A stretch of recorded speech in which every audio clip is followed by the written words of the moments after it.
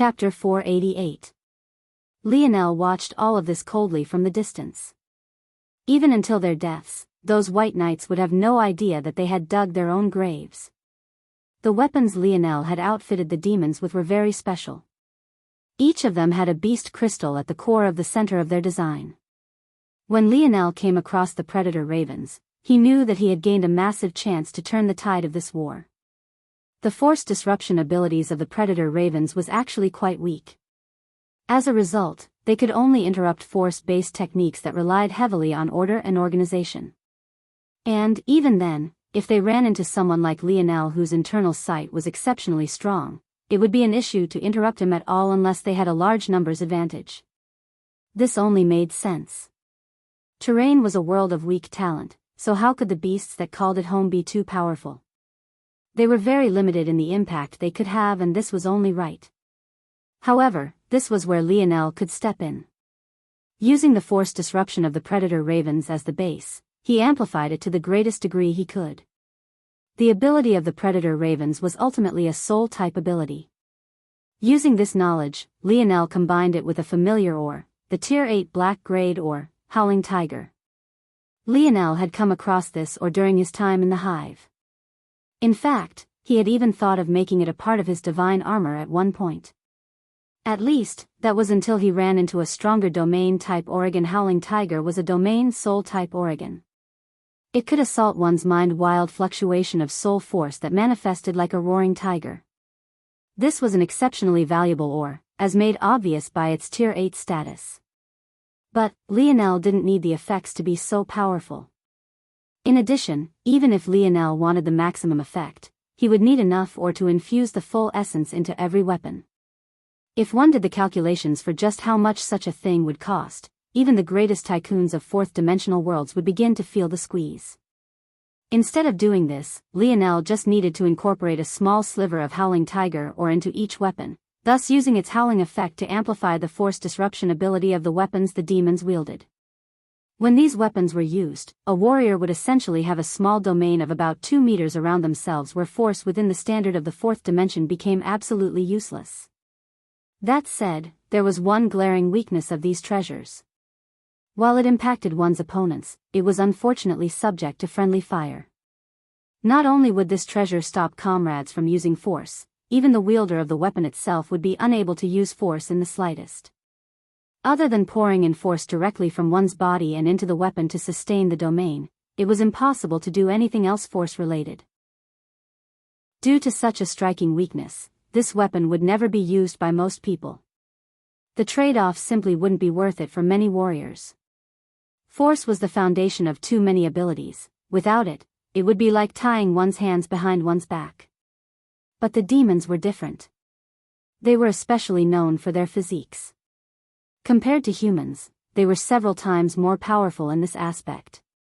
In addition, while the warriors of Terrain had become used to battling with their abilities and force, the demons of Camelot had long since been used to battling without such advantages. On top of this, demons were larger and heavier. Without force, it was difficult to even begin to take them down. In the end, such weapons were absolutely perfect for a demon army.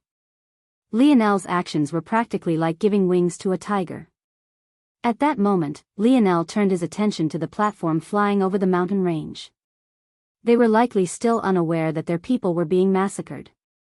But, Lionel had no intention of sparing them in the slightest. Lionel waved a hand, causing a line of crossbows to appear. Chain domain. One might wonder how a world without force crafters like Terrain could build siege weapons as powerful as these crossbows. But, the answer was simple: over-engineering. Over-engineering was a concept in the field of engineers to point out excess. Sometimes it was done on purpose in order to ensure a structure would never fail. But, at other times, this excess often became the representation of a waste of resources. In the second case, over-engineering was usually the folly of those without experience or understanding. It would be like building a bridge of diamond just because diamond was a very strong stone rather than the much less expensive steel. Only a fool would do such a thing. In order to make up for their lack of skill, Terrain overcompensated with the materials they used. The pulley structure of the crossbows were built with unrefined Tier 7 oars and pulled with the tendons of Tier 7 and 8 beasts. In the end, the crossbows were incredibly inconvenient to use. Not only was it almost impossible to aim, but just loading it took the strength of a warrior that would be much better served on the battlefield. And, as much of a waste as the crossbows themselves were, the bolts they used were an even sadder case. Lionel didn't even want to think about it. However, now that these crossbows were in Lionel's possession, how could they possibly still have the same weaknesses? The eyes of the scout on the back of the floating platform widened, partly in shock and partly in confusion. He recognized the crossbows well. It was simply impossible for anyone without the strength of a Tier 5 warrior to load them. And, even such an existence would have to use all their strength and several minutes. Just what could this young man do with 500 crossbows lined up like that? Still, the scout didn't take any chances. Raise the defenses. Strong fluctuations of force surged. Soon, the floating platform, carried by numerous flying beasts, was covered in a thick, illusory shield. Lionel watched this scene emotionlessly, his chain domain slowly winding the pulleys of the crossbows and slightly shifting their aims one after another. With one predator raven beast crystal, Lionel was able to make 10 weapons. However, there were only 2,000 or so demons fighting below. So, what did he do with the rest? Lionel's cold gaze remained locked onto the platform. His black robes whipped about in the harsh winds. So high up, the air was not only cold, but it was violent and sharp. The atmosphere seemed quite appropriate. With a thought, Lionel fired all 500 crossbows at once. In those moments, it felt as though the sky might collapse at any moment. Blood. Sovereign, City Lord White struggled to breathe. But, with Aina's slender hands clasping her throat, her brain hardly got any flow of blood, let alone her lungs being satiated by oxygen. Aina's indifferent gaze looked into City Lord White's demonic eyes. And then, the sound of breaking bones resounded. City Lord White's defiant gaze remained locked onto Aina, but any light it once held had long since faded. Aina inhaled. Under the astonished gazes of the silent battlefield, a torrent of blood manifested from the dead City Lord White, entering her mouth. Author's note below December 23, 21. Chapter 489. Aina stood amid a pile of corpses, her slender neck tilted. The slight hints of crimson that dripped from her smooth lips shook the soul, her every action mesmerizing to the extreme. It was hard for those who witnessed everything from start to finish to reconcile with what had just happened. In one moment, they had been deep within a pit of their own despair. But in the next, the enemies that had had control over their lives were suddenly all dead. When Aina began to battle City Lord White, it became very obvious very quickly that the latter was completely unable to display her true power. Without a choice, the 5 white knights of course forced their way toward their battle, only for them to become lambs to the slaughter. Whatever hopes White City had to win this war were dashed. As the life drained from their city lord, they all became aware that there was no longer a path for them to survive. Aina's body pulsed with an unimaginable amount of power. Her skin flushed with a healthy red hue, a light sigh of satisfaction escaping her lips.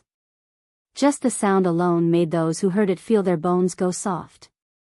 The way it delicately vibrated their ears made them feel as though all their inhibitions were being knocked down one after another. If she told them to jump to their death at this very moment, not a single one of them would hesitate. In the skies, Mordred watched this with a slight frown, doing her best to keep control of her mind. Even she had to admit that she had never been so attracted by a woman before. It was taking all of her will not to bow down and kiss at Aina's feet. Is this the monster? Why is it so different from last time? Mordred, unlike the others, knew that there would be times where Aina lost her rational mind. It wasn't that she became a different person, it was the very same Aina. It was just that in this state, she no longer filtered her actions. She did as she pleased, when she pleased. Lionel had met this version of Aina just once before during their entry into the Joan Zone. Back then, Aina dove into a sea of Englishmen without regard for anything. It seemed that her stamina had become endless and her power had increased explosively. However, Lionel could see the truth.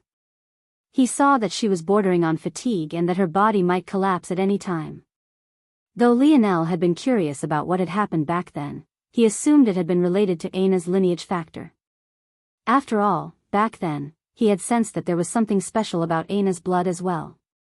As a person who knew little of the dimensional verse, Lionel just assumed that whatever oddities Aina hid in her blood had to be related to her lineage factor. And, since a lineage factor originated from one's family and considering the fact Lionel knew how much Aina hated her own, he never pressed her for more information. However, maybe those things hadn't been so simple as they seemed.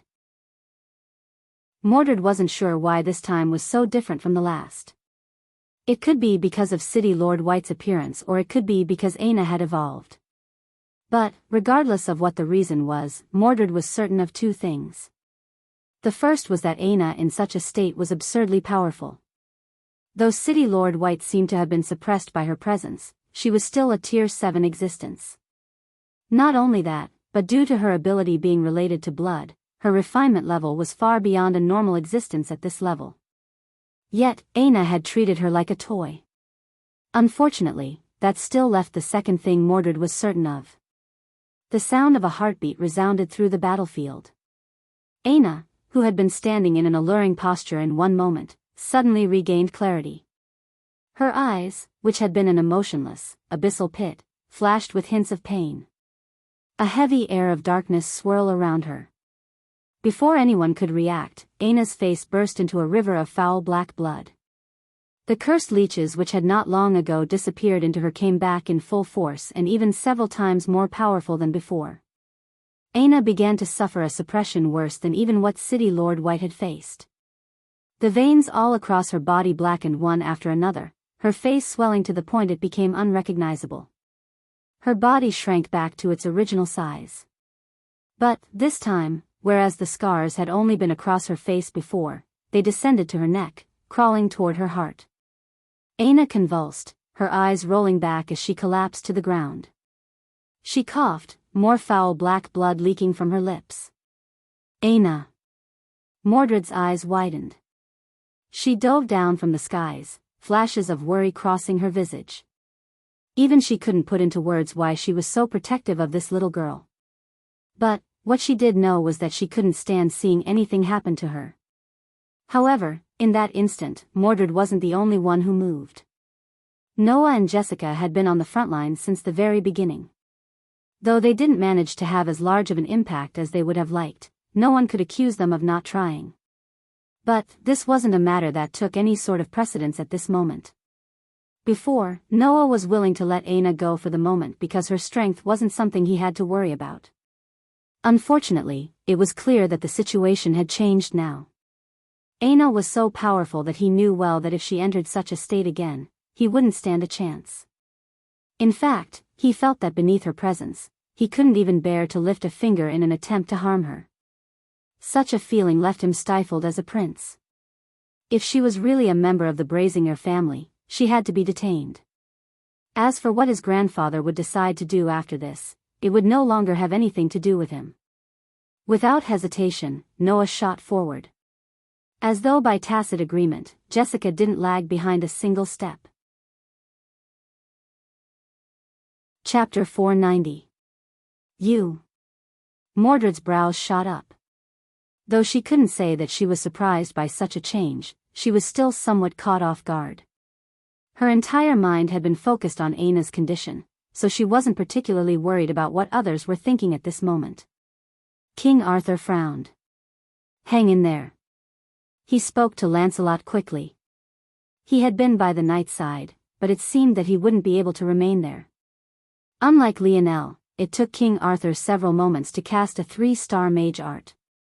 Not only could he not spare the time, but with the condition of his body at the moment, he couldn't spare the stamina to heal Lancelot either. Just the action of moving forward made Arthur feel as though his bones might collapse at any time.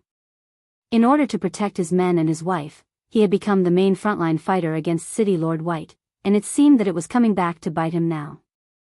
Noah's expression remained indifferent, his planted legs suddenly growing explosively in size. Bang! His body was like a bolt, crossing the remaining distance in a flash. By the time he landed, his leg had already returned to its original length and he was beside Aina. He reached out a hand, allowing it to grow to the point it could capture Aina completely. At that moment, being so close, he could smell the foul air coming from her. It was as though he had stepped into sewage. The change was simply too different from what she had been just moments ago. Aina couldn't even react to what was happening around her. Violent coughing fits shook her body, a mixture of blood and foul liquids shooting out with every heave. It was difficult to tell if it was just a terrible cough or if she was vomiting.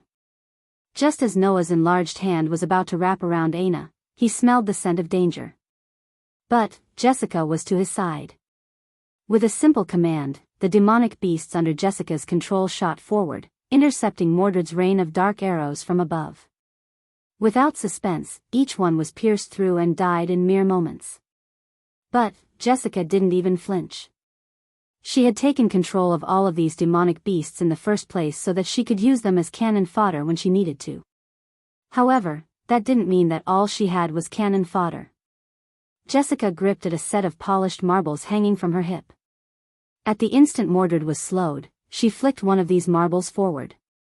In one moment, it seemed like nothing more than a child's toy. But, in the next, it grew explosively in size, becoming a massive four-armed white ape. The ape's roar shook the skies as it soared toward Mordred, intercepting her descent with 4 hammer fists. Jessica didn't want to use her personal beasts until now because she had invested too much into them.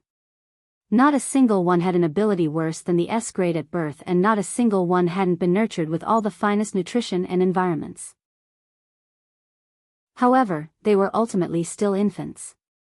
It wasn't that they were too weak to participate. In fact, they were the strongest trump cards Jessica had. It was just not worth it in the grand scheme.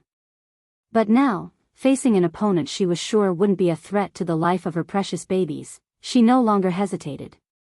Mordred's eyes widened. This was something she had simply never seen before. But, as a veteran of battle, her reaction speed was still frighteningly quick. Dozens of dark shields appeared before her with a single wave of her palm. This ape had no ability to maneuver in the air. Simply delaying it for a moment already gave her ample time to press off another shadowy platform and change direction, shooting past the ape. But, by the time she had, Noah's enlarged hand had already begun to wrap around Aina's body. King Arthur entered the battlefield, his gaze flashing with determination. Aina was the reason Camelot could continue to stand now. He had no intention of allowing her to be taken away just like this. At that moment, streaks of sharp blue tore through the skies. A familiar barrage of ice javelins aimed for Noah's wrists, causing him to frown. His hand quickly shrunk back to its original size, dodging out of the way of the javelins. By this point, Niall and the others had reacted as well. Knowing that their prince and Jessica would be hounded from all sides, they shot forward as well, blocking off the remaining knights of the Round Table. Niall brandished a spear of almost 2.5 meters long, leading the vanguard against Queen Guinevere. He knew well that he didn't have the strength to match up against her alone, but this was precisely why he had brought support. Noah reacted quickly to the change, reaching for Aina once again. But, by this point, King Arthur had already closed the remaining distance, brandishing Excalibur against the prince. Noah swung out his massive saber, looking to block Arthur while continuing to reach for Aina's convulsing body. Mordred swung out her wand. A rain of arrows fell once again, pincering Noah from his opposite side. Noah's gaze narrowed. He planned to allow Jessica to protect his back, but at that moment, Arthur's sword met his saber. A deep, reverberating clash of blades shook the battlefield as Noah was forced to retreat several steps. Noah stumbled out of range of Aina, only to be assaulted by a rain of arrows to his back. Jessica reacted quickly, her whip lashing out several times in quick succession. In the blink of an eye, the battlefield split into 3. The knights and Guinevere against a team led by Niall. Noah against Arthur. And finally, Jessica faced Mordred. They stood in a triangle around Aina's convulsing body, the pressure growing palpably. Chapter 491. Jessica's four-armed ape fell heavily to the ground, causing the battlefield to quake. As though it was a cue, the stalemate broke. A barrage of attacks descended from all sides. If one was looking from afar, it would be hard to imagine that such a commotion was being caused for the sake of one young girl who had long since lost the ability to move. Aina's situation only seemed to grow worse by the moment. Whereas before the foul black blood only shot from her mouth when she coughed, now, even when she was only gasping for breath, it blocked her airways, causing her to subconsciously grasp at her throat even in her unconscious state. The grotesque scars traveled down her neck, swallowing it in swelling that made one's heart churn. It felt like the curse was venting its hatred for having been humiliated, lashing out with a fervor it never had before. Aina's current mind was in turmoil. All she could feel was pain. Her every heartbeat felt as though the walls of her chest were pressing against a cage. It took so much effort just to circulate her blood once around her body, and with every passing moment, it only seemed to become more difficult. As though this wasn't bad enough, the blood she was circulating seemed contaminated. It ate away at her flesh, devouring her bones, and dug into her soul. It seemed that it wouldn't be satisfied until it took away everything she had left. Aina was completely unaware of her surroundings, completely unaware that so many were fighting for and against her sake. All she knew was pain and darkness. It was the kind of pain that made one rather end it all than suffer for another second. Noah and King Arthur clashed once again, their blades bending and whining beneath their strength. Despite Noah's increased size, Arthur didn't back down for even a moment. It had been too long since the king had met an opponent he could go all out against. He had reached the limits of Camelot a long time ago, so long ago, in fact, that many had already forgotten that he was a genius of battle. The longer he fought against Noah, the faster and swifter he seemed to become. However, Noah responded in kind. Every improvement Arthur made, Noah seemed to match, whether it be in talent or him having held back from the very beginning. The truth was that Noah knew that Arthur was the key to taking Camelot under their wing with ease. If he died, then everything would become far more difficult.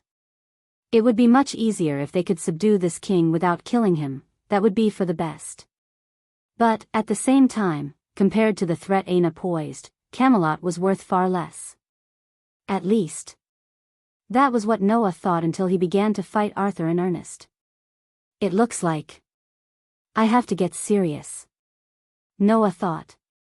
In that moment, Noah's body shrunk down explosively, dodging out of the way of Arthur's last strike. The density of Noah's skin and bone shot up. It began to reflect like diamond beneath the high sun rays. With a hard step forward, Noah's steps shook the earth with more force than even Jessica's ape. Arthur's eyes sharpened. With his experience in battle, he didn't need to guess to know that he couldn't take this strike head-on. It was simply too heavy. It wouldn't be a surprise if he ended up just as injured as Lancelot if he tried to. They held back all this time. Arthur was pissed, but there was nothing he could do about it. If he was being real with himself, he too held back. How could he not? How could they possibly fight wholeheartedly by the side of an army they thought was another potential enemy? The issue was that it was clear that Noah and Jessica had held back far more than Arthur and his men had. Jessica flicked out several more marbles in Mordred's direction, each morphing into a large predator beast. A large king of serpents, a snow-white falcon, a silver lion, and finally a butterfly with a wingspan of over a meter. The pressure that was suddenly applied to both Arthur and his daughter multiplied several times over. At the same time, the number of enemies Guinevere needed to face rose. There was simply no one of Camelot outside a few knights and mages that were worthy of fighting in a battle of this quality. Though Earth had poor foundations, Camelot had even weaker foundations. It had to be remembered that they were born of tales passed down by humans of Earth. In those tales, the main focus were just a few characters. As a result, the majority of Camelot's strength was likewise concentrated into these characters. Now, Camelot was beginning to break free of the constraints of those stories. But, that left them in a state similar to when Earth's metamorphosis first descended. In fact, even to now, Arthur didn't dare to use his ability in battle because he didn't quite trust it. After decades of battle and honing his skill, how could Arthur suddenly change his battle tactics and instincts on a dime? In fact, the same went for the other knights and mages as well. This mental handicap left them subconsciously hampering themselves. The worst part was that even if they got over this mental roadblock, how could they possibly face an army of 1,000 talents who had been honing their battle techniques for over a year now? Mordred's jaw clenched, her wrist flicking as she sent out spell after spell. She felt as though the stamina she needed to cast mage arts had dropped by more than tenfold. In fact, the time she needed also fell drastically. With such improvement, she didn't believe that she couldn't protect Aina. She didn't believe that she wouldn't be able to stop these people that stood before her. Her power had always been something that caused her to be ostracized. But today, she would allow it to display its true might. Unfortunately, as much as Mordred wanted to believe this, in her heart of hearts, her soul of souls, the gap was simply too wide. Chapter 492. Noah's blade became heavy and light at his command. The variations in his attacks reached a new level. To swing a two-handed blade like it was nothing more than a feather, but for it to still carry the heaviness of a blunt weapon. This was Noah's fighting style. Arthur was continuously pushed to his back foot. Despite the fact Arthur was in the fourth dimension while Noah was not just yet, Noah was able to use his ability that had already entered the fifth dimension to suppress the king with ease. This was the benefit of an offensive ability. Unlike Lionel, who had trouble bridging this gap with just his own strength, Noah had no issue doing this. This was the power of a true variant, this was the strength of talent. Unfortunately, Noah's abilities were even beyond just this. While he could use them offensively, he could use them for evasion and defense just as easily. When all of these were fused into one, Arthur could hardly find a single span to breathe, let alone counterattack. Arthur's jaw remained locked. He relied on his white lion armor to withstand much of the pressure his body couldn't. He coated his body in the light element, using light body to give himself a small boost in speed and attacking quickness. Noah's saber swung down from above. The instant before it made contact with Arthur, Noah increased its density and weight by more than tenfold. Arthur's knees bent beneath the pressure, his two hands gripping his sword with all his might. If it wasn't for the fact Excalibur was a quasi-bronze treasure on the brink of becoming a true bronze treasure, it would be a wonder if it survived for so long. "Give up," Noah said coldly. By now, Noah's mind had calmed considerably. Having had time to observe Aina's state, it really seemed like she might die at any moment. Though he didn't know what was wrong with her, it, at the very least, seemed that she wouldn't be able to use such strength in the meanwhile. Noah was content to watch Aina slowly die in this fashion. As such, his battle had become less about quickly capturing her, and more about displaying the might of the Empire, all while not allowing anyone to help Aina. If she could die, that would be the best. If not, he would settle for her being crippled. Regardless of what truly happened, there would be a greater chance of his ideal outcome occurring as long as he continued to stall. Across the battlefield, Mordred and Guinevere were dealing with the same issue. Since even they, as the weaker party, had been able to stop Noah and Jessica from capturing Aina, how much easier was it for them to do the same? Mordred grew anxious as Aina's breath grew fainter. Her senses had been locked onto the young girl from the very beginning, but there was nothing she could do. Not to mention the fact she didn't have any healing spells in her arsenal. Even if she did, how would she have the time to cast it? Damn it. Jessica's expression remained cold and indifferent. She controlled her beast partners to maintain a safe distance while continuously harassing Mordred. "You all have no idea what you're doing." Mordred spoke through gritted teeth. "If that boy finds out what's happening here, he'll lose his mind." Mordred didn't know if Lionel's name held any weight in the Empire. She had seen Lionel's life, so she knew that he was nothing but a commoner in their eyes. She also knew that his gene analysis exam hadn't made him out to be one of the top-tier talents of the Ascension Empire. So, she didn't bother to say Lionel's name. She only hoped to find an opening by speaking nonsense. In truth, Mordred didn't know if Lionel could make a difference either. She had no idea what was happening on the other battlefield. All she knew from Lionel's life was that, the boy really hated to lose. Behind that unassuming, carefree smile, there was a wild beast he hadn't let out even now. But, if there was one person who could cause him to unleash it, maybe in some ways, the beast inside Lionel was the only thing that could compare to the monster inside Aina. Jessica paused slightly at Mordred's words. Though she didn't say a name, there was one person on this planet that she suddenly remembered she had yet to lay eyes on. Didn't His Majesty say that the second prince should be here? But why is it that he didn't appear on such an important battlefield? Noah kicked at Arthur's chest. With his knees bent and his arms completely focused on blocking Noah's saber from above, there was simply nothing Arthur could do. Bang! It felt as though he had been hit by a charging rhino. Noah's legs carried so much weight behind them that even Arthur's armor couldn't block all of the force. Arthur shot back like a ball out of a cannon, his body leaving streaks of whistling wind in its wake. Arthur! Guinevere's shout crossed the battlefield.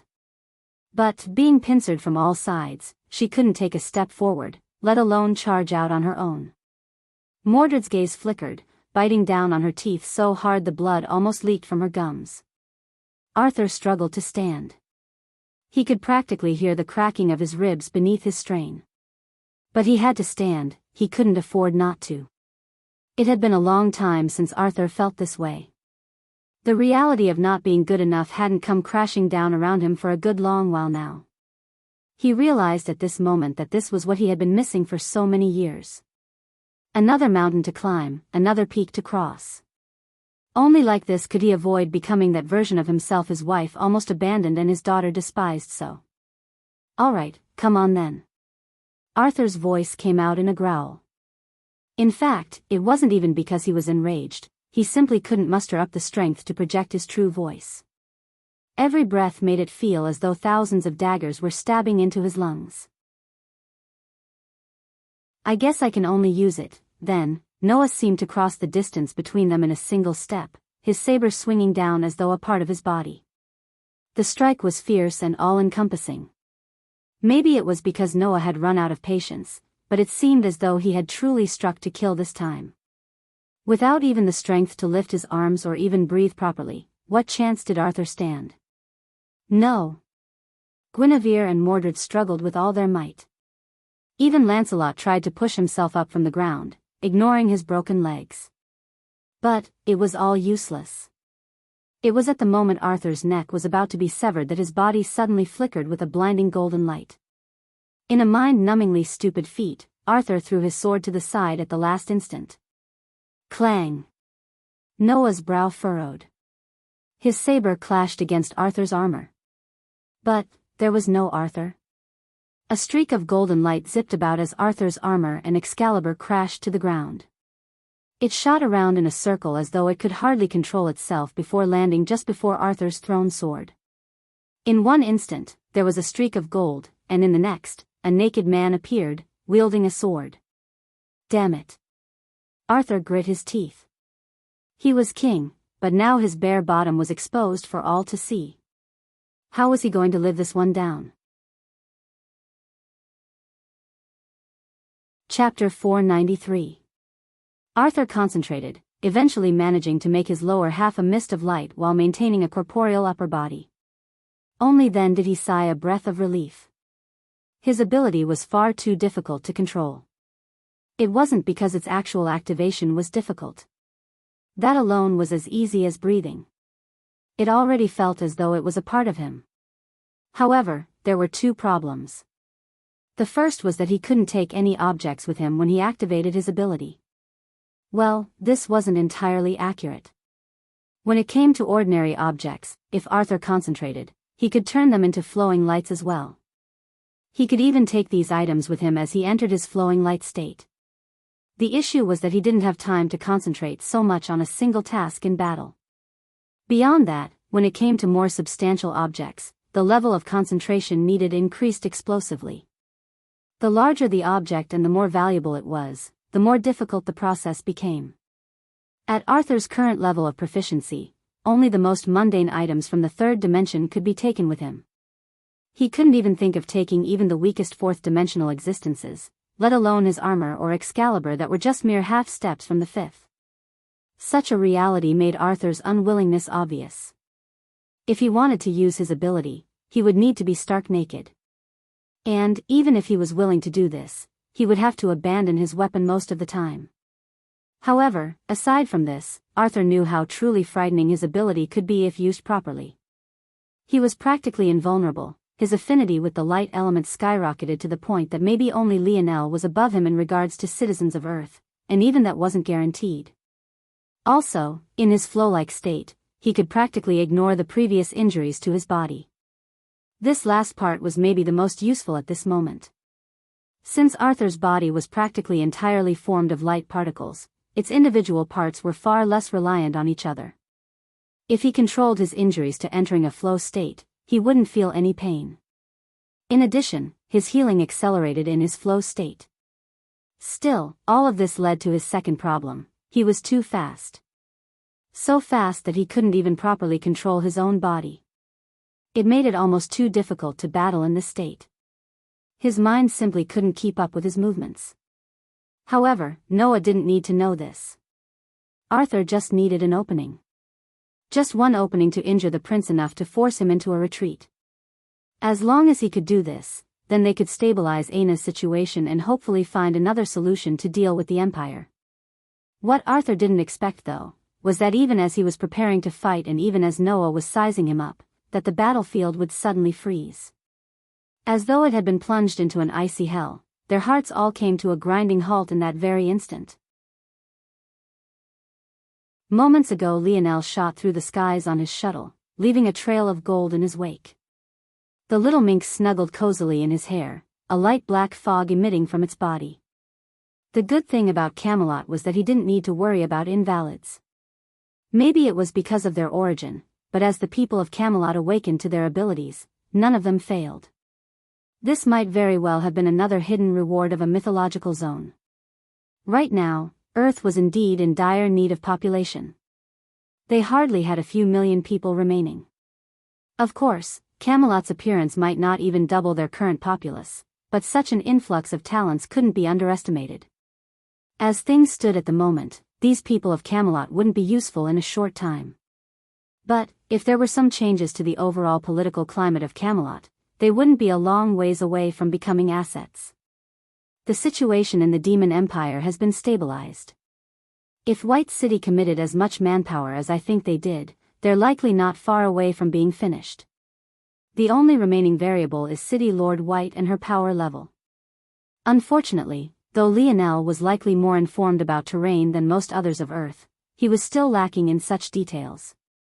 Though he understood how strength levels functioned in the fourth dimension now, that wouldn't help him very much unless he could personally lay eyes on City Lord White. I should have enough trump cards to deal with the situation. But it's odd, the Empire's army, why haven't I run into them yet? Lionel shook his head, a light smile suddenly coating his face as he thought of something. Aina's birthday should be tomorrow. Just a couple hours, actually. I wonder if she'll like her present. Lionel's eyes glowed. He had given Aina a lot of space in the past few months, allowing her the time she needed to work through her emotions. Though he considered himself to have high emotional intelligence, he was still new to romantic relationships.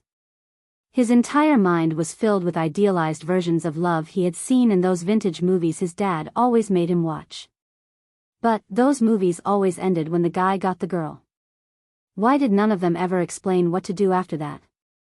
Oh, that should be the HM? Lionel's mind went blank. He saw a massive battlefield, filled with corpses, many of which didn't seem to have a single ounce of blood remaining within them. However, this wasn't what shocked Lionel. There were all sorts of people with all sorts of abilities. It wasn't too hard to believe that someone might have a blood-leeching ability. What shocked him was the fact that he could see what remained of White City's army still retreating into the distance, turning tail from the battlefield as fast as they could. Lionel could easily pick them out even without having participated in the battle. The black robes accented by white soft armor was too easy for him to pick out with his senses. But if White City was retreating, why was there still a massive battle going on down below? Lionel's gaze swept through, his mind working in overdrive as he tried to piece together what he was seeing. He first laid eyes on Guinevere, who had become the core of a group rebuffing what looked like a bunch of youths with astonishing strength. Then there was King Arthur, who had shed his armor. Where were his feet and legs? How had they become rays of light? Mordred? She was battling another youth who seemed to be a beast master. Where did all these young elites come from? Lionel's gaze narrowed with understanding. As expected, according to his previous analysis, the Empire wouldn't have taken Camelot very seriously and would use it as a training ground for their promising talents. So it seemed that they had repelled White City but broke down due to infighting in the end anyway.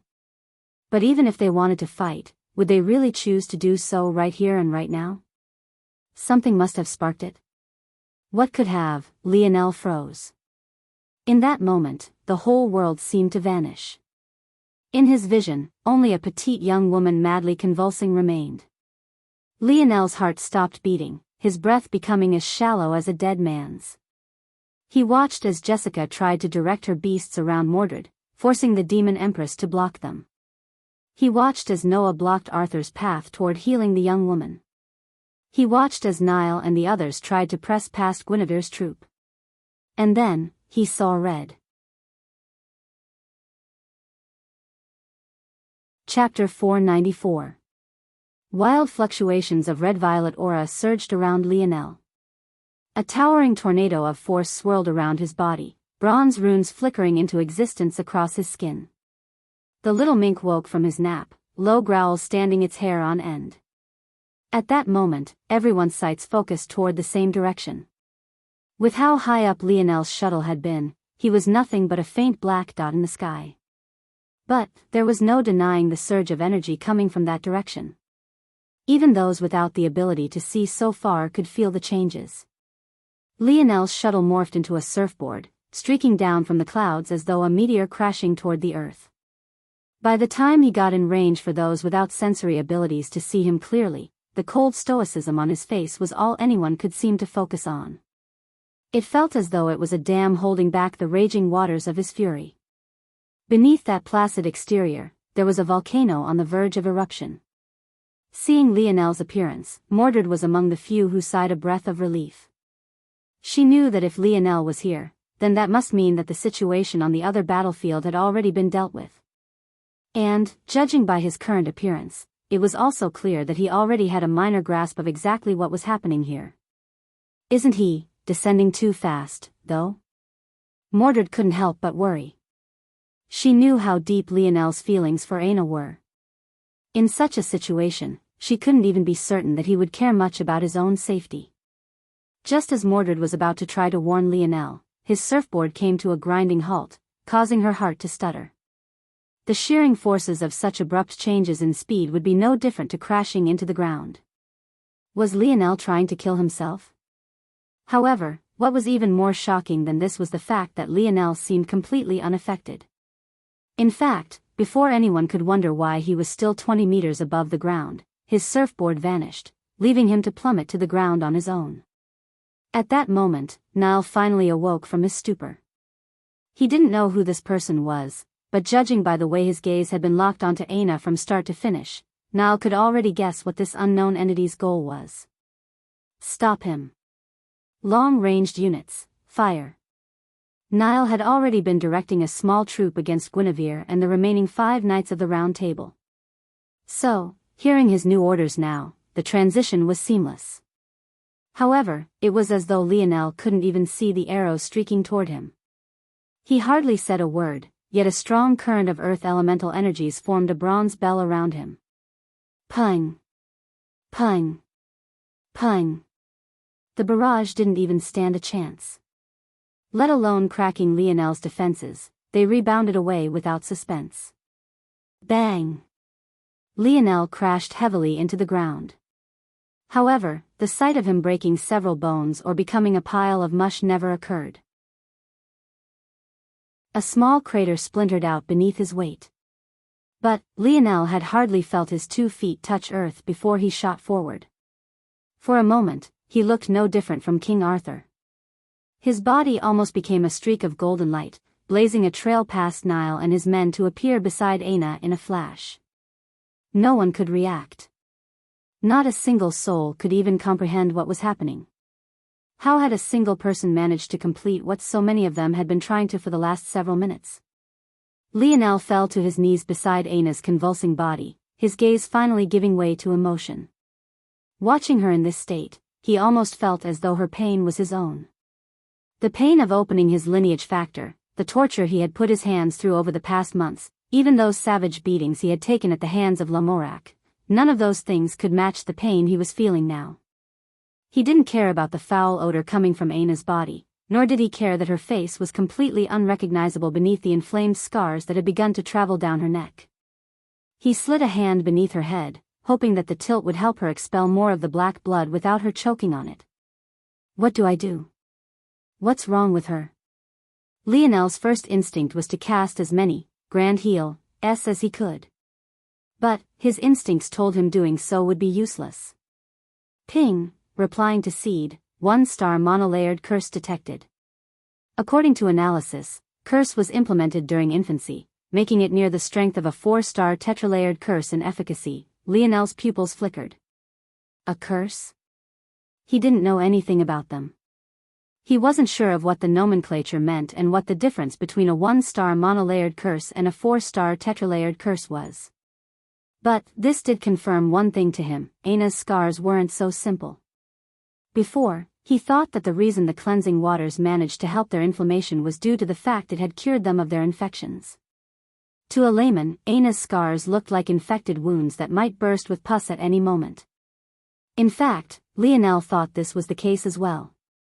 Cleansing water had the ability to rid the body of impurities, refresh the mind, and heal minor injuries. As far as Lionel was aware, anyway.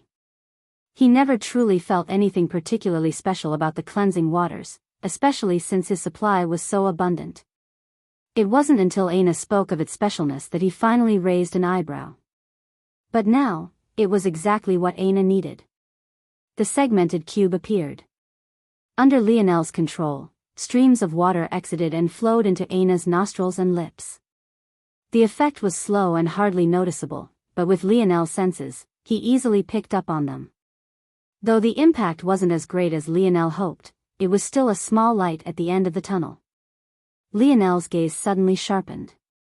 With calm movements, he sent Aina into the bathhouse of the segmented cube. If she was immersed in water, the process would be much easier. Take care of her, Black Star. Lionel sent the little mink in after her and slowly rose, his cold demeanor returning. He looked over his shoulder, his eyes locking onto Nile's legion. Which one of you is responsible for what happened? The voice was emotionless and soft, but those who heard it felt as though they had been thrust into the pits of hell. Chapter 495. Lionel's gaze locked onto Nile, who had begun to approach him with their group. Nile's jaw clenched, his body tensing. It felt like a python was slowly constricting around his body. This sort of aura, he had only ever sensed it from Prince Noah. He didn't understand how such presence could also come from a young man who seemed to be at least a few years his junior. However, Nile remained standing. Other than his slightly abnormal breathing, one would never think that anything was wrong with him. This is the official business of the Empire and His Highness, Prince Fox. This isn't something you should meddle in. Lionel slowly turned to face Nile. Is that the question I asked? Indifference. Disregard. One could easily see by Lionel's wrist that much like Aina, he too was a citizen of the Empire. But, unlike Aina, who had chosen to acquiesce to their demands for the sake of not splintering relations, Lionel simply did not care. I asked you a very simple question.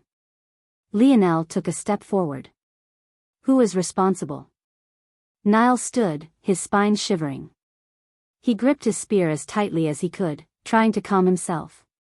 But, despite the endless battles he had experienced, he couldn't seem to find any sense of peace beneath Lionel's glare.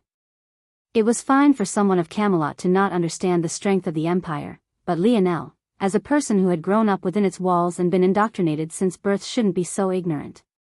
It should be almost impossible for anyone indoctrinated to such an extent to defect, especially not if they were so talented. Anyone with Lionel's level of talent was most definitely a 5-star professional. Such existences received the best schooling and had the deepest understanding of the empire. Their deification of the Fox royal family should practically be ingrained into their bones. Yet, Lionel didn't even blink an eye when the empire was mentioned. His breathing didn't hitch, his heart didn't skip a beat, his eyes didn't even blink. At that moment, Niall didn't deny it any longer. If he opened his mouth and told Lionel that the emperor himself was responsible, there was no doubt that Lionel would brandish his spear toward the capital. It was me. I gave the order for her capture. At that moment, a calm voice sounded. Such a voice should have soothed the atmosphere, but the brunt of it held an aura that soared, colliding with Lionel's. For a moment, the muffled sounds of 2 clashing titans reverberated through the air. However, it was for just a moment. Because upon hearing such words, Lionel didn't breathe a word. As though a beast released from its chain, violent winds surged around Lionel's foot as he planted on the ground hard, shooting toward Noah, a red-violet color flickering in his gaze. Prince. Niall's eyes widened. He forced his body to move, trying to intercept Lionel's path. Lionel almost seemed to look through Niall. It was as though the latter hadn't blocked his path in the slightest. He might as well have been no different from a gust of wind. The prince isn't someone you can casually cross.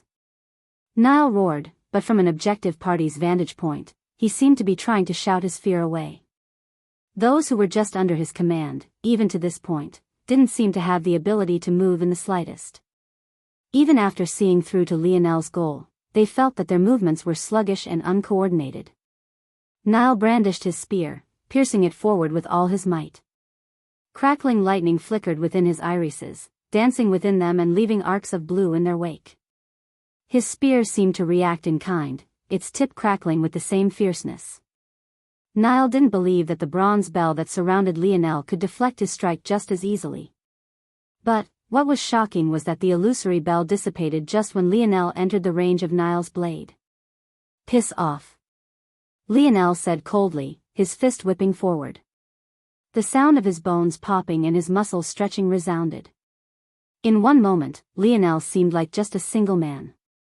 But in the next, he was like the scorching sun. Niles couldn't believe that Lionel would try to meet his spear with a bare hand. He had never seen such a foolish battle tactic. Even if Lionel was a master of hand-to-hand combat, shouldn't he at least use gloves to cover his flesh? However, what truly happened left Niall at a complete loss. Just when it seemed that Lionel's fist would be split in two, his spear completely shattered. In that moment, he felt as though someone was looking at him from above, a gaze of indifference and disdain coloring their features. To use a spear before a god, what was he thinking? All thoughts of resistance crumbled. He couldn't even react before Lionel's fist tore a hole through his collarbone and shoulder. The strike was so fierce and swift that he wasn't even thrown back. He looked down at his barely attached arm, the pain still not having traveled to his brain just yet. But, by then, Lionel had already shot by him and appeared before Noah. Lionel's strike was so fast that not even the faintest hint of blood could be found on him. Yet, the punch he sent toward Noah seemed to be far beyond the first. The world seemed to revolve around Lionel. Scenes of mellow springs, harsh winters, blazing summers and vibrant falls whirled around him. Universal force fell down from above, illuminating Lionel in a golden halo that seemed to fuse perfectly with his violet bronze aura. Noah reacted quickly, sending a fist forward with his free hand. Lionel was simply too fast, he didn't have the time to swing his saber or lower its weight. However, his body had already been refined to the point of rivaling Diamond during his battle with Arthur. He didn't believe that Lionel's body could be stronger than his own. Unfortunately. What was a diamond, a third-dimensional rock, in comparison to a body refined to the standards of a fourth-dimensional metal? Bang! Noah winced. He felt his skin fracture in several places before an unimaginable strength traveled through his arm and into his body. He was sent flying tens of meters, his body crashing into the ground and leaving a half-a-meter deep trench as it was dragged along. The pain she experienced. It'll make you suffer tenfold. Lionel's back stood as straight as a javelin, vibrant energies swirling around him. His bronze hair sounded like snapped whips in the wind, a radiant halo shimmering above his head. His violet-red eyes locked onto the prince, a deep, murderous aura exuding from him. Prince of an empire? He didn't care. He would make him pay. Chapter 496.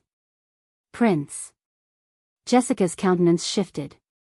She hadn't believed that the difference between Lionel and Noah would be so stark. But, by the time she was ready to make a move, Mordred had blocked her path. I already warned you what would happen if you continued down this path. He isn't a person that likes to kill, so don't force him to. It's better if you let him vent his rage. If you try to interfere, I can't guarantee that you'll come out in one piece. Jessica almost couldn't believe the ridiculous nature of Mordred's words. Her cold expression cracked, giving way to a slight hint of rage. Let me through. Mordred waved her wand, causing several black tendrils of darkness to shoot up from the ground, obstructing the path of Jessica's beasts. The aura around Lionel soared. The pillar of golden light enveloping him made it seem as though he was a chosen. His rage was the universe's rage.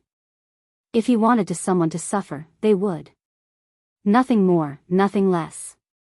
Noah stood from the ground, a deep frown coloring his face as he looked toward the fractures trailing up his arm. Normal skin wouldn't fracture like this, but he had changed the chemical structure of his own. Though it made it far harder, it also gained an added brittleness it didn't have before. Usually, it would be impossible to reach the threshold necessary to crack his skin. Yet, Lionel had done it with a single casual punch. Noah's jaw steeled, his saber raising into the air. He didn't think that he would run into someone so powerful here. By now, he was more than 90% certain that this person was in fact Lionel. He didn't believe that there was anyone else on this moon who could have such strength and also be a member of the Empire. And that aura. Only the royal family had it, only those with fox blood running through their veins could display such presence. However, even though Noah was almost certain of this, he didn't voice his conjectures. He had his own pride. To weasel his way out of this situation by revealing his identity would be something beneath his dignity. And, even if he was willing to do such a debasing thing, Noah still didn't know much about Lionel. For all he knew, Lionel was already aware of his identity and didn't even care about the fact they were of the same blood. The only person Noah would lower his head to was his grandfather. As for anyone else, they could taste his saber. Noah grew explosively in size, soon reaching to just over 3 meters.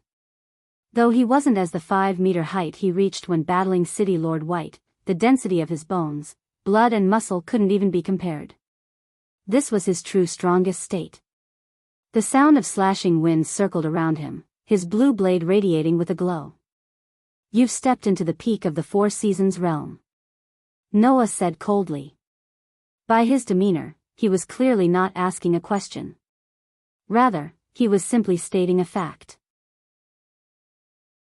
But, just by his mere actions, Jessica and the others were stunned. Noah wasn't a person who spoke in battle, he was a person who hardly spoke at all. Yet, he was actually doing exactly that now. Though your fist force is powerful, it's only the product of someone else's understanding. It'll show you the true Four Seasons realm. Noah's indifferent voice faded beneath the sound of howling winds. At that moment, the temperature plummeted, an icy chill seeping into all of their bodies. In the beginning, Noah thought that Lionel's fist force had been comprehended by himself. This reality left him feeling somewhat stifled. To succeed in such a thing at such a young age was far beyond anything Noah had ever seen before. But, it was after Noah's fist came into contact with Lionel's that he knew that this wasn't quite right. Somehow, Lionel's Four Seasons realm seemed above the second-tier comprehension, but below the self-comprehended third tier. This gave the illusion that it was more powerful than it really was. That said, even though Noah hadn't reached completion of the Four Seasons realm and could only embody winter, he had relied on himself. Noah shot forward, his icy blue blade carrying with it the heart of winter's past. Lionel stood amidst the harsh winds. He could even feel his own universe force weakening beneath Noah's. Images of a harsh winter landscape enveloped the battlefield. The sun in the sky seemed to dim and the land beneath their feet seemed to quickly become covered in ice. Lionel sank into a boxer's stance. He didn't keep his spear hidden as a trump card. He didn't ignore his bow for the sake of making a point. He used his fists simply because he wanted to feel Noah's flesh deform beneath his knuckles. He wanted to savor the cracking of his bones, the bleeding of his flesh. They say that every dragon has a reverse scale. It was just unfortunate that Noah had yet to realize that he had touched Lionel's. Lionel's right hand hung up by his chin, his left leaning forward. Just when Noah's icy domain seemed to envelop him completely, he moved again, the violet red of his gaze flickering. Lionel's left jabbed. It was a movement without the slightest wasted effort. Images of a winged swordsman perfectly matching his footwork to his attacks played in Lionel's mind, allowing his body to slide into the style seamlessly. A halo of universe force coated Lionel's fist as he met Noah's blade. All the air of the battlefield seemed to surge toward the two. Barely a foot of space separated Noah's blade from the flesh of Lionel's fist, but neither could seem to move forward even another inch. Shoo! Bang! The air concentrated into a single point before exploding outward with a raging ferocity.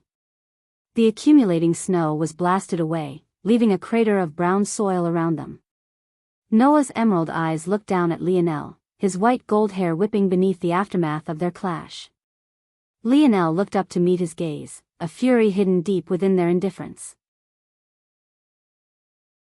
Noah coughed suddenly, blood leaking from his lips as his arm trembled. Chapter 497. When he met Lionel's fist, Noah felt as though he had crashed into an immovable wall. All the strength he placed into his strike seemed to reflect back, reverberating throughout his body in an unbridled fashion. In this form, he concentrated all of his strength into power. As a result, his inner organs were completely unprotected, leaving him suffering the brunt of a strike he wasn't quite prepared for.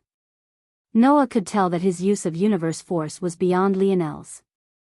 Yet, their overall strength was too far apart. Noah didn't know what Lionel's ability was, but at this moment, he had no choice but to believe that Lionel had a body-related ability even better than his own. No, it isn't that simple. He's too fast, more than 3 or 4 times as fast as I am in this form. And, instead of using the speed to whittle me down slowly, he can instead perfectly fuse his movement with his attack, giving his punches far more strength than they otherwise would have. Noah shuddered when he had this thought. An elite fighter would be able to bring out 80 to 90% of their full strength consistently, only monsters would be able to touch upon 95% and above consistently. But, even the greatest masters shouldn't be able to guarantee touching 100%. Yet, if Noah's calculations were correct, let alone using 100% of his strength, Lionel was closer to 200 or even 300%. This is a martial art. By this point, Noah realized that this perfect fusion of speed and attack had to be a style. There was no other explanation. But, Noah had never run across a style so perfect for a person. Such a boost to strength, it was unimaginable. Unfortunately for Noah, Lionel seemed to have no intention of stopping. The instant his left jab blocked Noah's strike, his hips had already spun, winding with a fear-inducing amount of torque.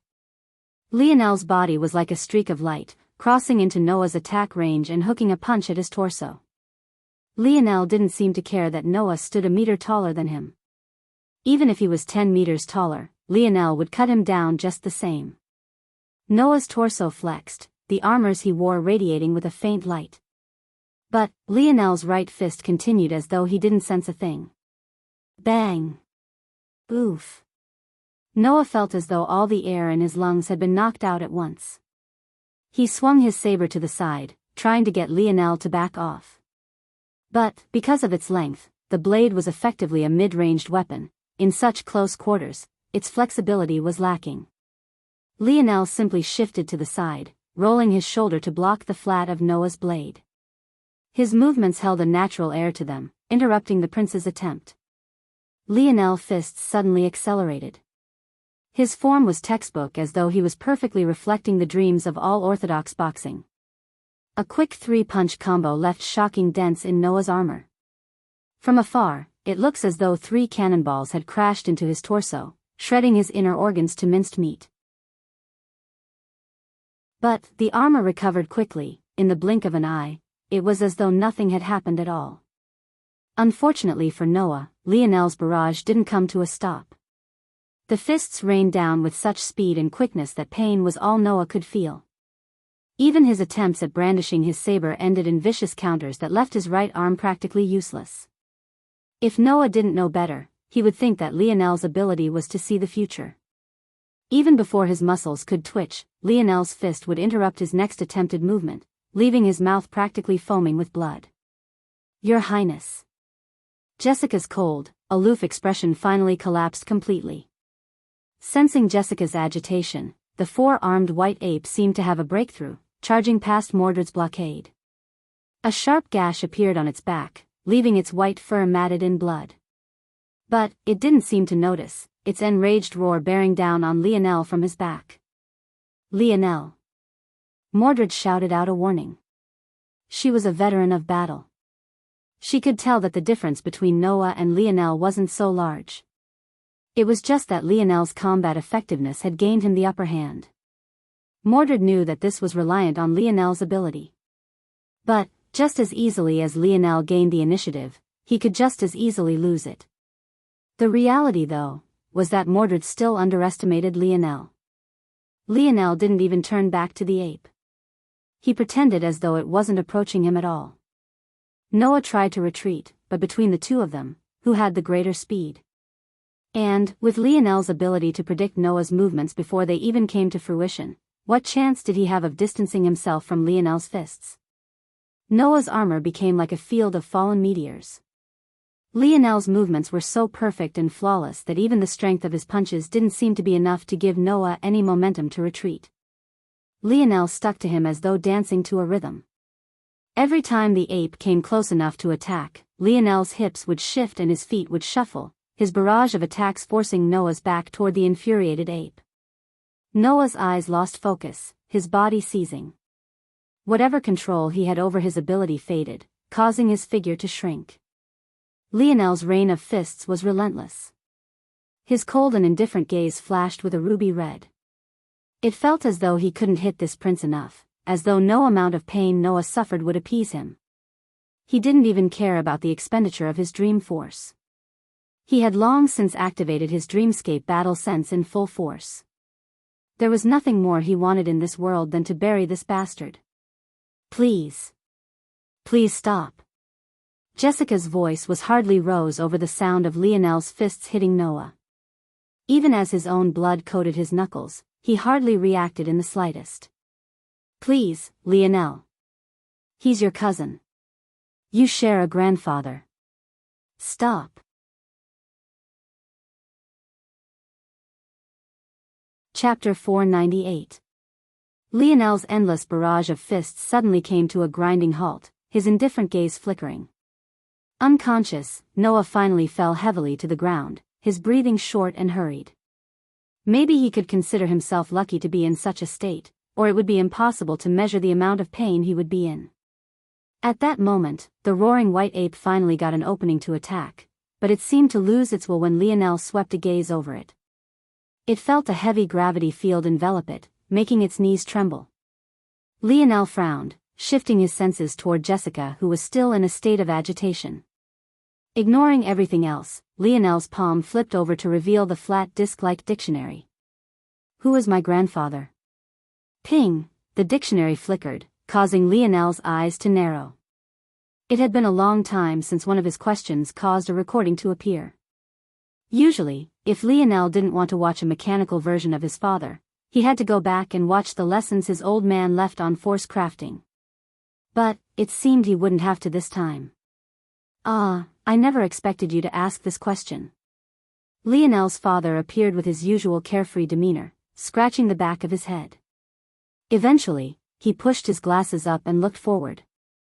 I know you wouldn't care enough to ask on your own, so it must have been some busybody flapping their gums a bit too much. Ai, what a headache. Lionel didn't seem to realize that the entire battlefield had focused on him.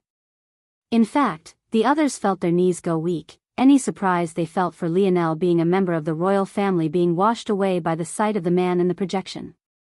It wasn't because they recognized who this man was, but because, just his projection made them feel as though they were standing in the presence of a wild beast. But, what was maybe more shocking was the fact that Lionel seemed completely unaffected. Lionel had lived with his father all his life, so how could he possibly notice the kind of effect he had on others? Just his mere projection was like a stranglehold on all those who saw it. It felt like his words were accusing them of wrongdoing, as though it was their fault Lionel was asking this question and that he now had to answer it. Noah coughed violently at Lionel's feet. But, simply had no strength to stand. Even knowing that Lionel was looming over him, there was nothing he could do. His eyes locked onto the projection. He didn't know who this man was, but considering his resemblance to Lionel, was this the uncle his grandfather had said was far beyond what his mother could compare to? Forget it. Your grandfather is dead. Lionel's expression flickered. He suddenly realized that this recording must be about his other grandfather, unless Jessica had really been lying, that is.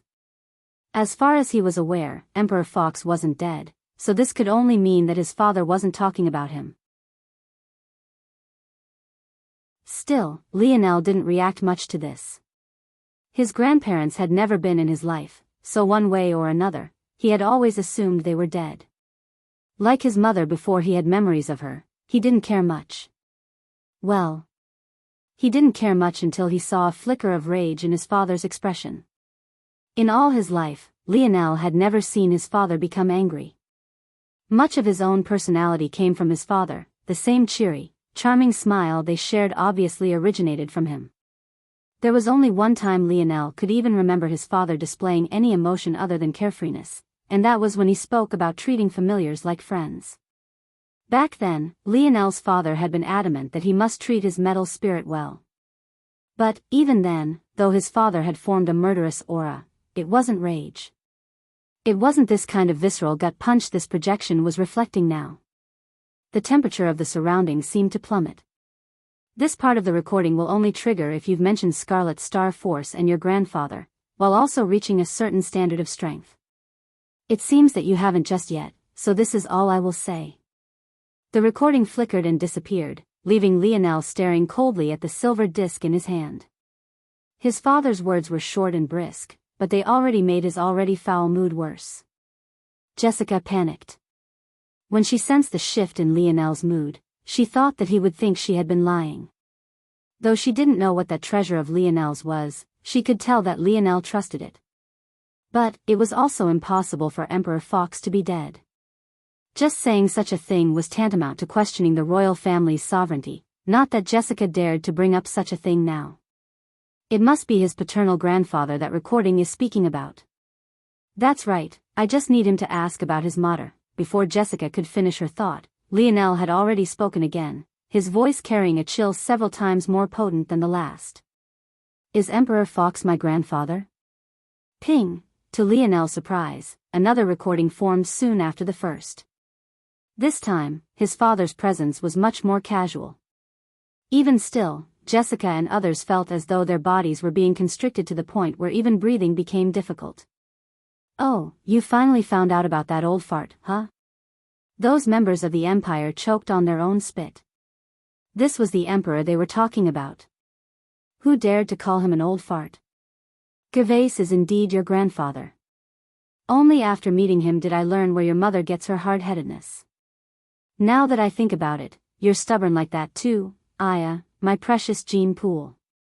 I should consider getting myself a concubine or something. Lionel's father unwittingly shivered and looked over his shoulder as though checking for something. Only then did he sigh a breath of relief, feeling pleased with himself as though he had gotten away with something. Still, be careful of that old fart. His ambitions reach far and family isn't his main priority. Whatever, he's still your grandfather. Do as you please, I guess.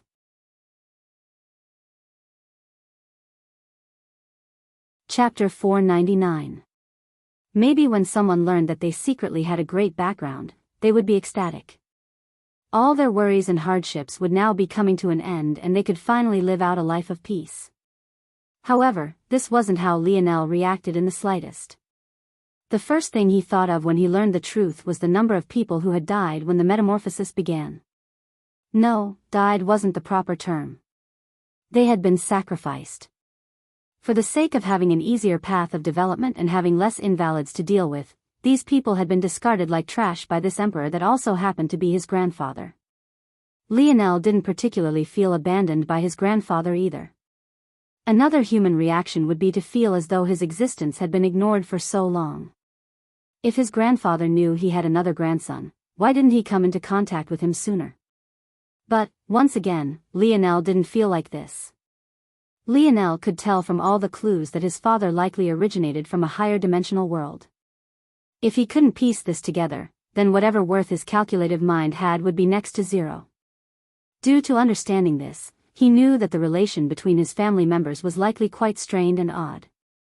By convention, a son-in-law should respect his father-in-law, but it was difficult to do so if the son-in-law's standing was so much higher. Things might be fine if Gervais Fox was a normal man, but he was the emperor of maybe the most talented fledgling world in existence. He was used to lording over people and having unmatched status, so what kind of oddities would it cause if his daughter suddenly married someone above him? The first thought that someone would have in this situation was that Emperor Fox might use the Morales clan to climb to a larger stage. But, judging by his father's demeanor, Lionel could tell that he actually had respect for his grandfather. Knowing his father, it was impossible for him to respect someone who would use such means to climb the social ladder. This likely meant that not only did his grandfather likely have a demeanor that at the very least treated Lionel's father as an equal, it also meant that it was even more likely that he treated Lionel's father as someone beneath him. If those of the dimensional verse knew that a man of the third dimension had dared to treat a core member of the Morales clan in such a way, who knows how they would react? The Morales clan was so powerful that even an infant could likely eradicate a fourth-dimensional world on its own, let alone a third-dimensional world which Earth had been at the time of their meeting. Thinking to this point, Lionel suddenly felt he understood the odd relationship between his father and grandfather. If Emperor Fox really cared about using the Morales family and Lionel's father was in the way of this, he would have simply contacted Lionel after his father had left. Lionel wasn't a fool. Since his father could leave both of the family's heirlooms with him, it meant that his standing in the Morales family wouldn't be small in the future either. But, obviously, this hadn't happened. However, this didn't make Lionel suddenly warm up to this man he had been indoctrinated to worship since his youth, nor did his emotions toward the Empire change because of it. Lionel sent a glance toward Noah, their gazes locking. He could see the same cold indifference in the latter's eyes. It didn't seem to matter that most of his bones were broken and that he couldn't even stand if he wanted to. Noah didn't say a word even as he met Lionel's look. There was no pleading, no smugness, no expectation. He was simply there. It seemed that whether Lionel chose to cripple him or kill him right then and there, he wouldn't flinch in the slightest. Jessica panicked again seeing that Lionel hadn't retreated.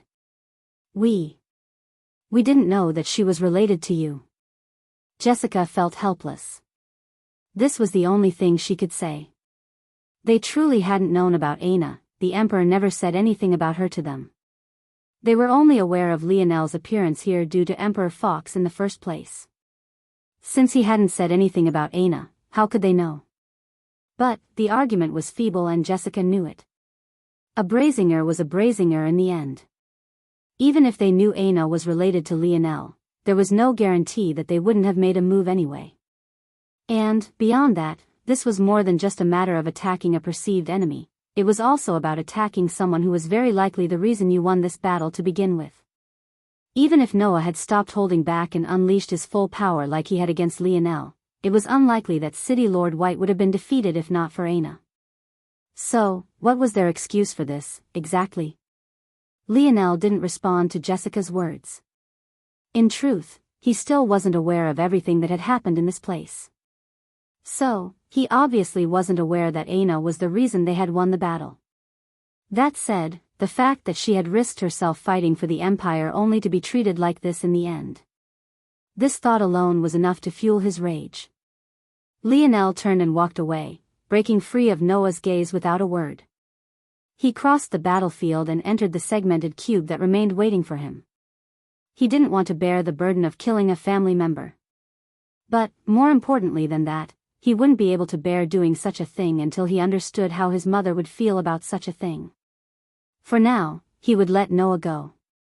With Lionel's disappearance, a heavy fog that hung over the battlefield seemed to dissipate.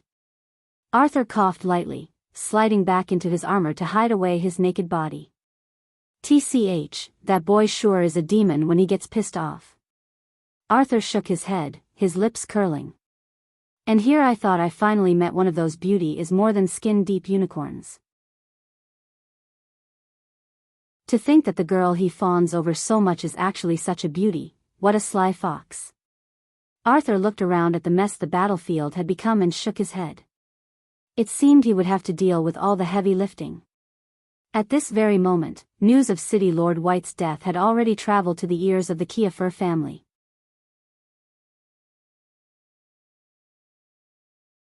Chapter 500. When Lionel walked into the bathhouse, his rage flared again. If it wasn't because Aina was in such a bad situation and needed him by her side, he might have run out again to give Noah an even more savage beating. Noah might have been his cousin, but the feeling Lionel had for Aina far outweighed whatever weak familial ties he had with him. Noah couldn't magically gain a higher regard in his heart just off the strength of their connection. While Noah was just a lost family member he had only just learned about, Aina was a woman Lionel deeply cared about. As far as he was concerned, she was his other half. Only his father and mother could hold a comparable place. The current Aina was far better than she had been just moments ago, but the struggle she was facing was still present. If it wasn't for little Blackstar using ropes of darkness to hold her in place, she might have drowned herself by now. The water splashed about, blackening under the secretions coming from Aina's body. Under some mysterious power, the cleansing water purified this blackness the further it traveled from Aina. But, unfortunately, the density around her only seemed to grow with each passing moment. Lionel stripped off his robes and entered the waters, a deep frown on his face. He propped the back of Aina's head up while submerging the rest of her body. This isn't working, Lionel shook his head and brought Aina to the edge of the pool. Using it, he pulled Aina's military boots off. When Lionel got a look at Aina's skin, he paled. He hadn't noticed before because the entirety of Aina's face and much of her neck was covered in those savage pulsing scars. But, after taking her boots off, he realized just how severe the situation was. Aina's skin, which had always had a healthy tan hue to it, was suddenly as pale as a sheet of paper. As though this wasn't terrible enough, Lionel could see her veins popping out, completely filled with a vicious black liquid that slowed the beating of her heart and clogged her arteries. Lionel moved quickly, propping up Aina's other foot to take her other boot off. But at that moment, something surprising happened. When Aina's bare foot entered the waters once again, there was a burst as a torrent of foul blood was suddenly pulled out by the cleansing water. Beneath the surface, Lionel's senses could make out how Aina's pores had opened. In fact, her skin even broke, revealing the veins beneath before healing once again. But, despite the injuries to her feet, Lionel immediately sensed a slight sigh of relief come from her lips. That's it, Lionel hesitated. Then, he furiously shook his head, this wasn't the time to be a prude. Light curtain. Lionel mumbled beneath his breath, causing a surge of light to cover Aina's body. The benefit of light curtain was that it obstructed one's vision by causing a large gathering of light. But, it didn't have a physical form, so it didn't impede Lionel's actions in the slightest. Lionel realized at that point that Aina's military uniform and boots weren't normal. They protected her in battle and also had a series of spatial pockets hidden within. In that case, they were very likely impeding whatever help the cleansing waters were supposed to provide. Under normal circumstances, they would be a protection. But at the moment, they were nothing more than a hindrance. Lionel hadn't noticed it before, but the uniform itself wasn't even wet. Stealing his resolve, Lionel began to unbutton Aina's clothing. Focus. Focus. If those who had just been scared witless by Lionel saw him now, who knows how they'd react. A young man who seemed to have the strength to overturn a world in his hands was panicking at the prospect of undressing a girl. It was a sad sight to behold, indeed. Above Lionel, the little minx skipped about, making a noise that sounded like snickering. His long whiskers bounced about, a lively light in his beady little eyes. Lionel ignored the little guy, his normally nimble fingers fumbling about. Focus. Lionel shouted to himself, splitting his mind several ways. If others knew he was using such a profound ability just to dull his first ambiguous situation with a woman, Lionel's legend would surely become one big joke. Lionel's hands reached the end of Aina's buttons. Grabbing hold of her waist, he gently pulled the fabric out from their tucked position. His gaze focused on Aina's face, trying to make sure that he wasn't harming her in any way. When the waters flooded past the opening in Aina's clothing, the flood of black blood became more exaggerated. More of Aina's pores opened up, the foul liquid being pulled out by some odd osmosis. Lionel's hands slipped. After untucking Aina's military garb, he realized that there was nothing beneath but her soft skin, causing his breathing to hitch. Lionel had no idea that just moments before, Aina had snapped the bandages she used to cover her chest, leaving nothing between the fabric and her skin. With a deep gulp, Lionel carefully shifted Aina in his arms, the blinding lights of light curtain blocking his view. Carefully, he slipped her arms out of their sleeves and tossed the military uniform to the side. Lionel laid her to rest in the waters. As expected, the speed of her recovery accelerated. Lionel could even see the grotesque scars that had begun crawling toward her heart retreating at a speed a normal human would be able to spot. This left him breathing a sigh of relief. All right, one more layer. Taking a deep breath, Lionel rested Aina's back against his bare chest and undid her pants, slowly sliding them off with a forearm wrapped around her waist. Soft. Lionel shook his head, trying to push such thoughts out of his mind. But, just the skin of Aina's back felt so supple against his chest. He felt as though he was on cloud 9. But, at the same time, he felt guilty. Aina might have been quickly recovering, but she wasn't quite out of the woods yet. He didn't want to think about such things. Aina's military pants finally slid off her slender legs, allowing Lionel to toss them to the side as well.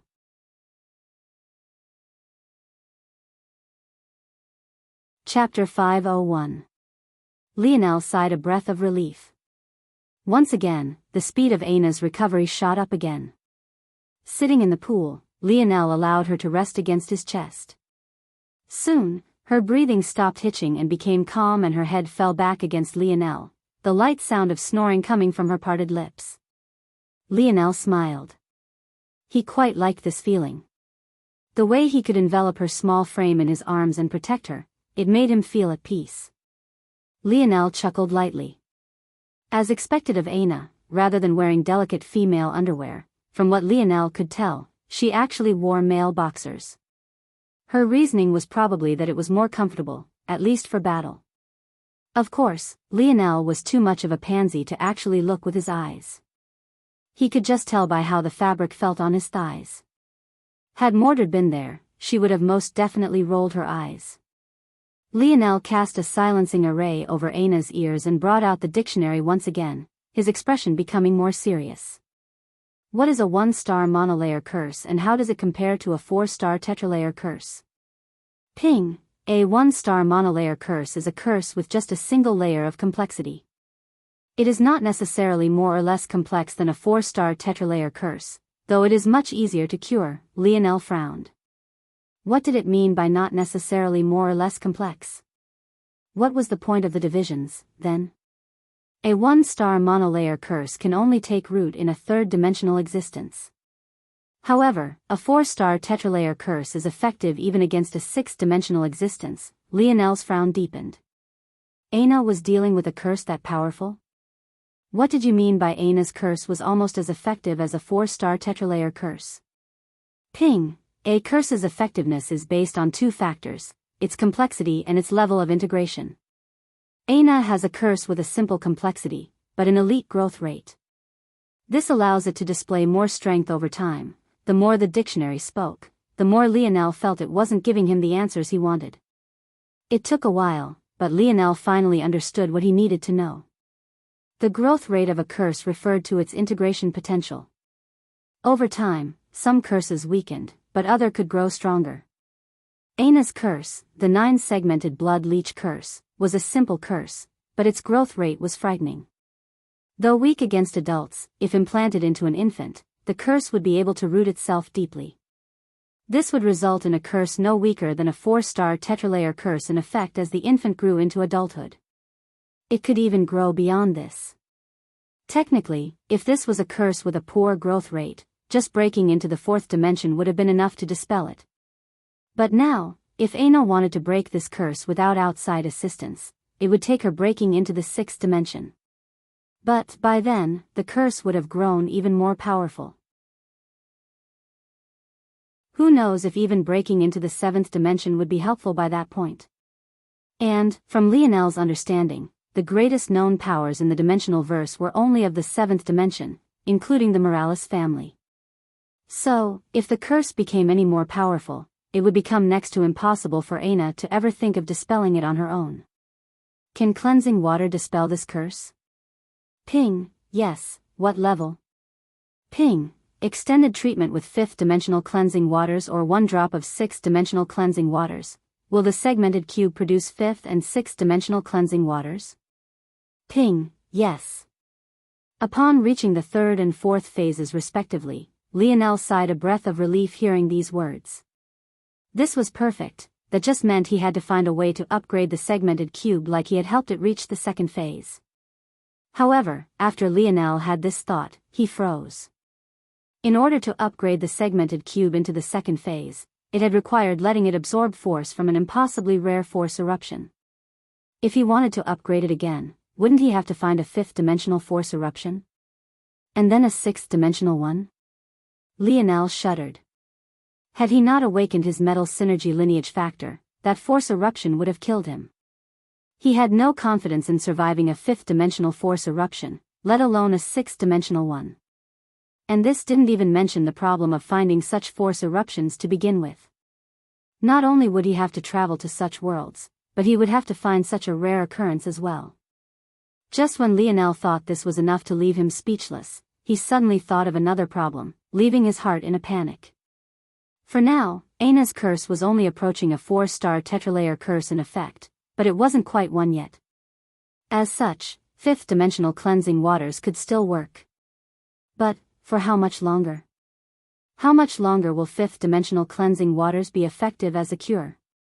Ping, replying to seed. 639:19:39:08, Lionel sucked in a cold breath. 639 days. That was less than 2 years. Lionel's jaw clenched, gripping his fists tightly.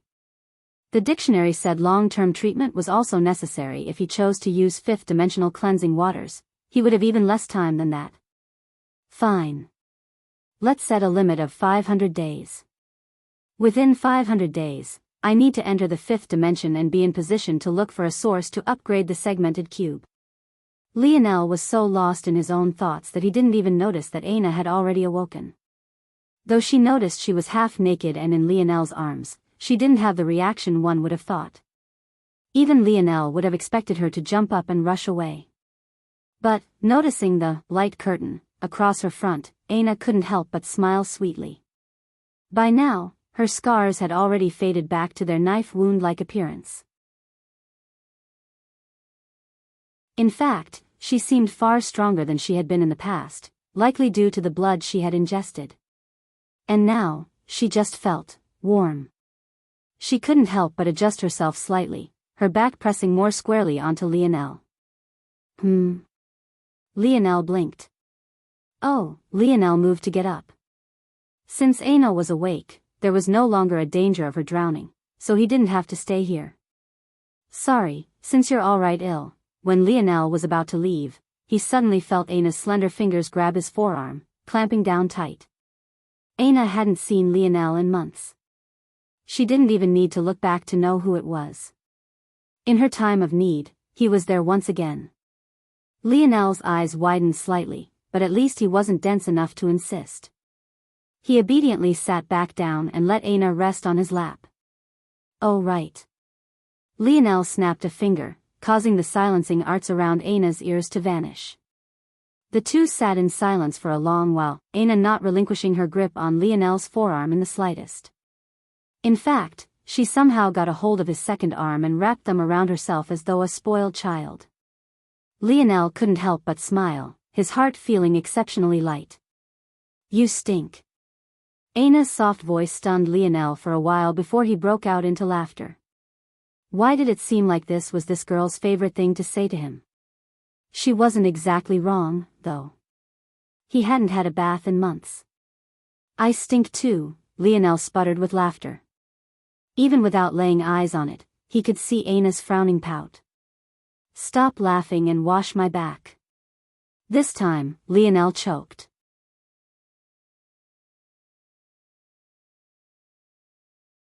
Chapter 502. Lionel was shocked to the point of speechlessness. Did he really just hear what he thought he did? You don't want to? Aina's soft voice shook Lionel to his core. She had never sounded so fragile to him before, and a part of him thought that the only reason she managed to drum up the courage to say such a thing was because she was facing away from him. Yes, yes. I'll do it. Lionel hurriedly replied. Aina stood from Lionel's lap, still facing away from him. Most of her alluring back view was obstructed by light curtain and her long hair.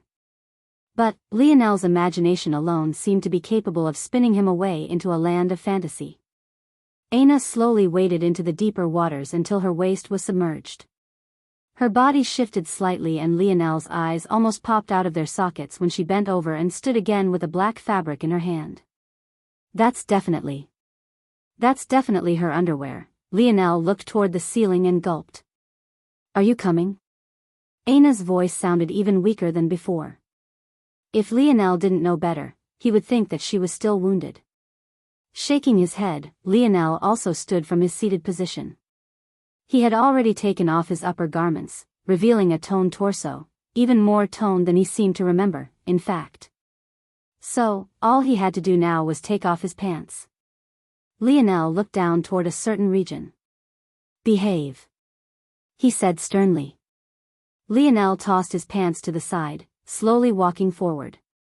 When Aina sensed that he was close, she shuddered slightly, but she still grabbed at her long hair, pulling it into a ponytail and sweeping it to her front.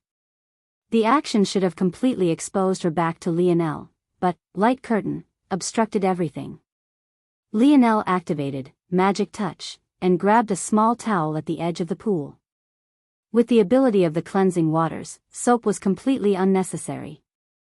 But Lionel still brought out a few herbs he had found in the underground garden of the hive. He rarely had uses for these herbs, however that didn't mean that they didn't have special abilities of their own. Lionel smiled. Which scent do you like more? This one?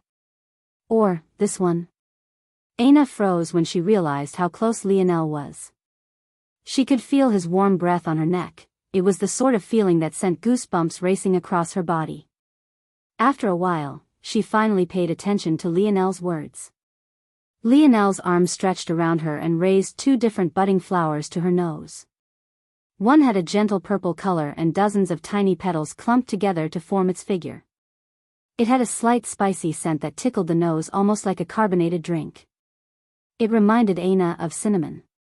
The other was a gentle yellow color, so pale that it almost seemed white at first glance. It only had 3 petals, but each was as large as Aina's palm and flopped about like drooping dog ears.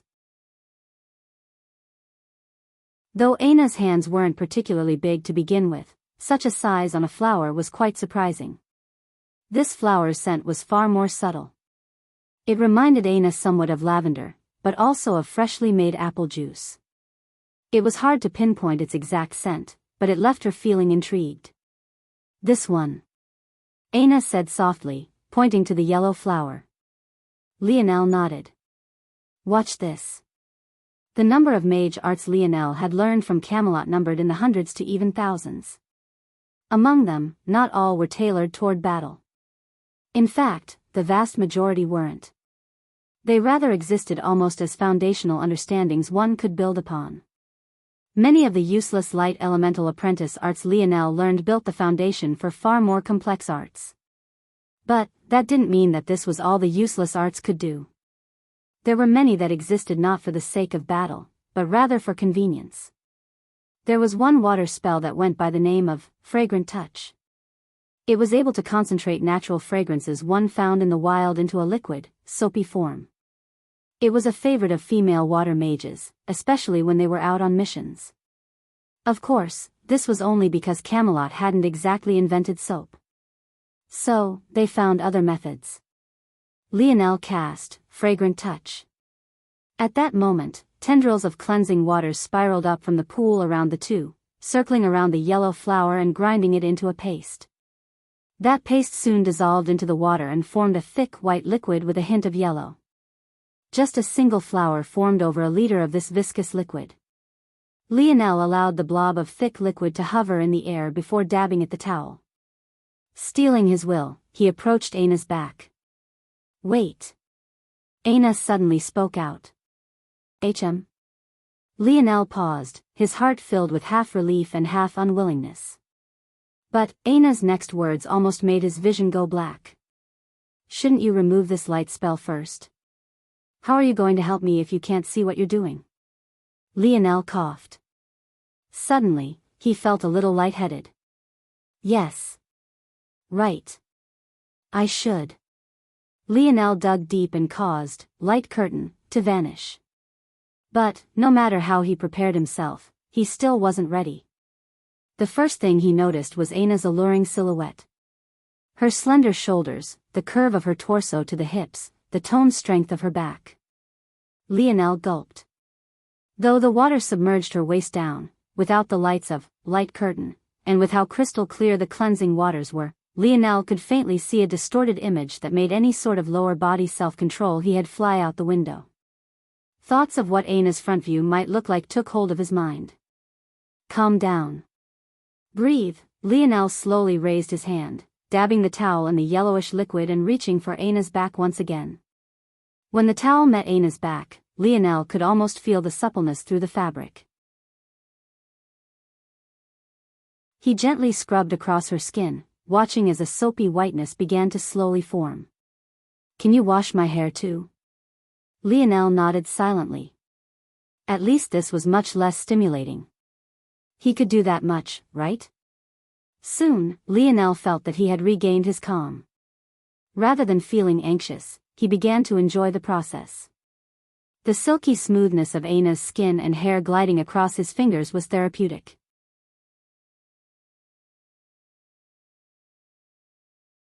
Chapter 503. "I like this smell. What is this flower called?" Aina asked. Aina closed her eyes, a calm smile on her face as Lionel shampooed her hair. The gentle smell of apple and lavender made her feel at peace. "It's called an infant sun lily." "Infant?" Lionel nodded. "If I hadn't harvested it so soon, it would have produced a fruit at maturity that had the effect of clearing the mind and amplifying fire affinity. Though, the rise in affinity is only large for the first few minutes, after that it begins to dwindle. If you wanted lasting effects, you have to consume the fruits over a long period of time." Lionel scratched the back of his head a bit awkwardly. He didn't know much about herbs, so he hadn't known at the time that he interrupted the sun lily's growth process. In fact, much of the reason its yellow color was so pale was precisely because it was still an infant. "Oh, I see. I like the smell," she said softly. "In that case, I can start planting them in the garden so we can have more." The abode setting was just like any other luxurious home. It had several rooms, a large bathhouse, and also had a garden. That said, Lionel didn't visit the garden very often at all. He thought of using it as a training space as there was ample room. But, his training was much more efficient if it took place in his dream world. So, there truly wasn't much of a point. "Okay." Lionel's heart warmed when he heard the slight tinge of happiness in Aina's voice. Even though he couldn't see her smile, he knew it was there and that was all that mattered. Lionel covered the length of Anna's hair in the fragrant liquid. Then began to slowly wash it out, a tinge of seriousness on his face. If others saw him now, they would definitely feel that he was taking this task much too seriously. "Your hair's gotten longer," Lionel commented offhandedly. Anna's hair was much longer than what he remembered. Considering the growth rate of hair, it shouldn't have been possible for such an exaggerated change to occur in just a few months. Somehow, Anna's hair had gone from barely reaching the small of her back to reach past her ankles. If she walked around like this, her hair would definitely drag across the ground. What Lionel didn't know, of course, was that this had been caused by Anna's transformation. Though the rest of her body had gone back to how it once had been, her hair didn't shorten, unfortunately. Now that Lionel thought about it, long hair was quite uncharacteristic for a woman like Anna. With her level of practicality, even down to her military uniform and boxer briefs, Lionel wouldn't have been surprised if she appeared before him completely bald one day. But, interestingly enough, she never did. In fact, back when Lionel first met Anna, her hair had been exceptionally short, no longer than Jessica's. But, after their freshman year, during their sophomore year if he recalled correctly, she began to let it grow out. Not that he minded.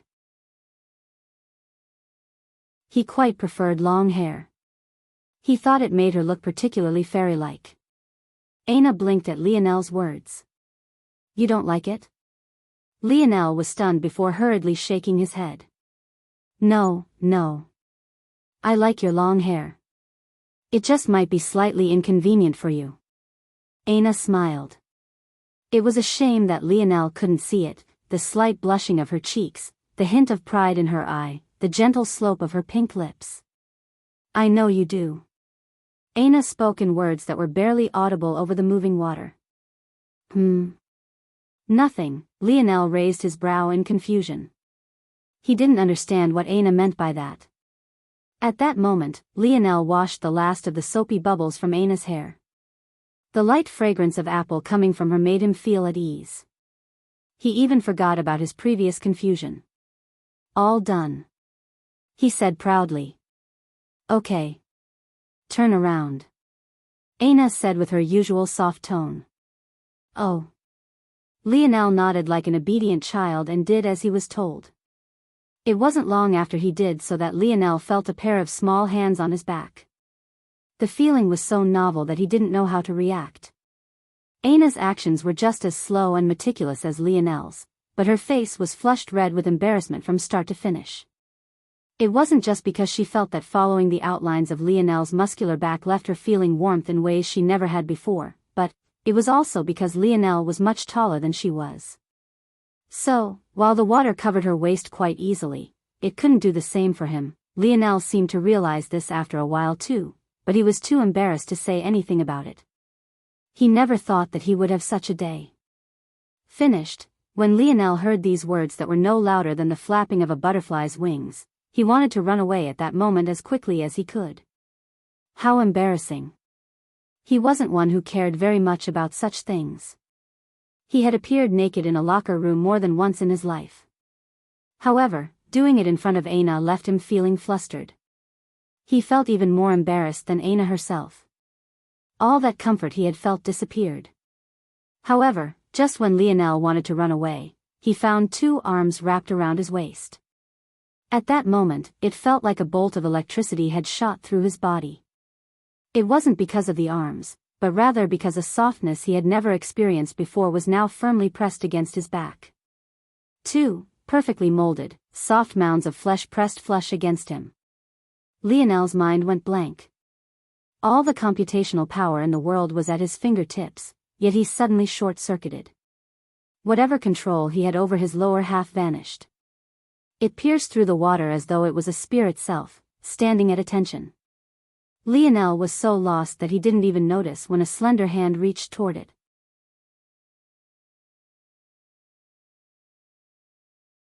Chapter 504.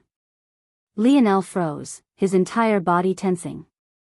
He felt a hand grab onto him below, but he didn't even have the courage to look down. Anna. Lionel's voice came out exceptionally hoarse. It bordered on the growl of a beast. Just the sound alone made Aina shudder, her hold on Lionel's waist becoming tighter. Lionel tried to pull away, but Aina's strength was far beyond his own. One of her arms wrapped around his waist like a vice grip while the other reached out a hand and found a place on his heated shaft. The temperature of Lionel's body seemed to skyrocket, a fog beginning to emit from his reddening skin. Compared to the grip around his waist, her hand was exceptionally gentle. Though she hardly moved, it made Lionel's knees weak. He didn't think that there could be such a marvelous feeling in the world. But something was eating at the back of his mind. Unfortunately, he didn't get the chance to think about it. Lionel felt his body being pushed forward. Before he could realize what was happening, he found himself at the edge of the pool and being spun around. At this point, he truly wanted to shed tears. Why did he feel more like a rag doll than a man? How was she so much stronger than him? Lionel's metal body had entered the perfection realm now thanks to the herb essence he found within Camelot's vaults. Soon afterward, his body naturally progressed to the fourth dimension. Yet, he was still so much weaker than Aina. Of course, this was likely because metal body focused more on defense rather than strength and it could only exhibit a portion of its ability without Lionel activating his runes. But it was still a shocking feat nonetheless. Lionel's back was pressed against the side of the pool before being pressed down into a seated position. He hardly caught a glimpse of Aina before she straddled him. With Aina grasping a hold of such a sensitive part of him, Lionel couldn't resist even if he wanted to. But he panicked when he realized what Aina was doing. Lionel felt the tip of his rod suddenly press against soft flesh that separated out into folds. He felt like such a fool. It hadn't even entered yet, but he realized that calling just a hand the best feeling was nothing more than pure ignorance. If there was anything that could possibly feel better than this, it must only exist in a world of gods. However, it was this very intoxicating feeling that made Lionel's panic reach a fever pitch. Judging by Aina's position straddling over him like this, he didn't need to guess what this feeling was. Even as a virgin, he would be too much of a fool to not understand. From Lionel's vantage point, all he could see was a wall of wet hair blocking Aina's face as she looked down as though fiddling with something. Her movements were awkward and erratic, her every action carrying a clearly discernible trembling. She had gone from a highly coordinated athlete to what looked like a person who couldn't even tie her own shoes. Lionel could hear a slight whimpering coming from Aina as though she was trying to hold back and ignore pain she was suffering through. But a barrier seemed to stop her from going any further.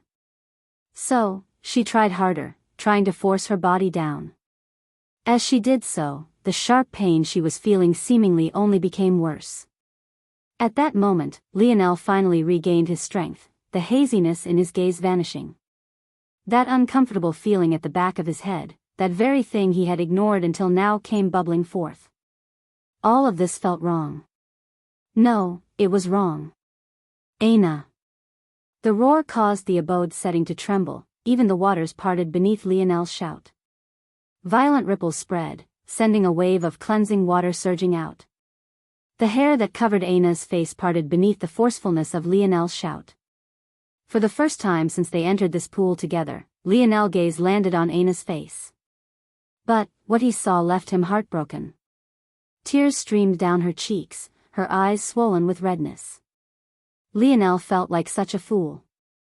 Aina's boldness, her asking him to wash her back, to remove the light curtain, even down to trying to wash his back as well. Were those really things she wanted to do? He was an idiot. Blinded by his own lust, he just nodded like a pecking chicken, following along as though he could no longer think with his head. Because he wanted it so much for it to be her words, her feelings, he ignored everything else and went with the flow, disregarding how ridiculous it all was. Aina, Lionel gently grasped Aina's face, his heart trembling with guilt. Aina hiccuped, wiping her tears away as fast as she could. I'm sorry. Aina sobbed. She felt so stupid. She was almost there, but she just had to start crying. Just one more push and she would have broken through. Don't leave me again. I'll do it, I can do it, Lionel's gaze reddened.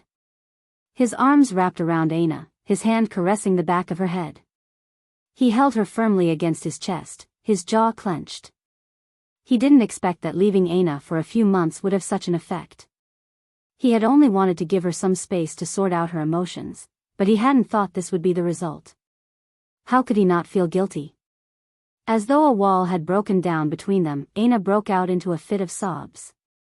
Her hands balled into fists that rested on Lionel's chest. She tried to bury her head in the same place, her emotions spilling over. She never said it, but she had felt afraid. She was afraid that Lionel wouldn't come back, afraid that he really would abandon her. And the worst part was that it would all be her fault, all because she couldn't open her mouth to speak, all because she couldn't communicate how she felt. All she could think of during these past few months were Lionel's words, how he could grow apart from her if she pushed him away. It was her fault, she had done exactly that, she felt she had to do something to make him stay. She had to. But she never understood why Lionel liked her to begin with. She didn't feel like she was special, she didn't think she had anything else to give.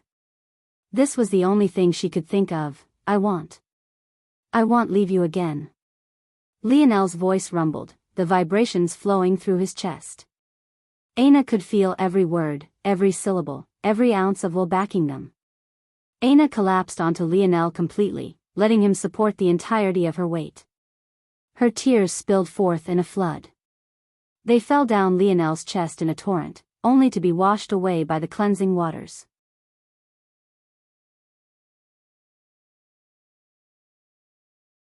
Chapter 505.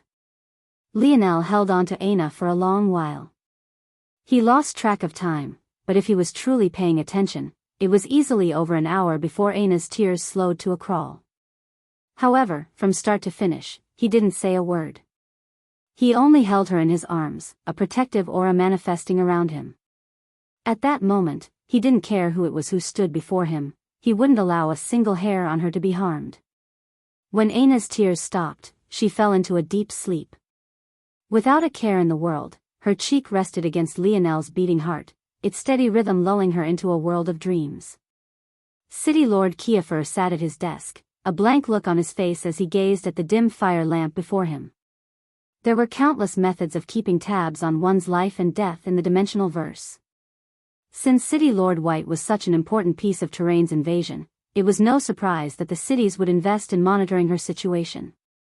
Though City Lord Kiefer had expected to deal with casualties in this war, maybe the last person he had expected to lose was City Lord White. His heart couldn't help but swim with a torrent of emotions. His hand reached out, grasping the dying flame and allowing it to dance in his palm. Despite the fact it was a fire, it held no warmth.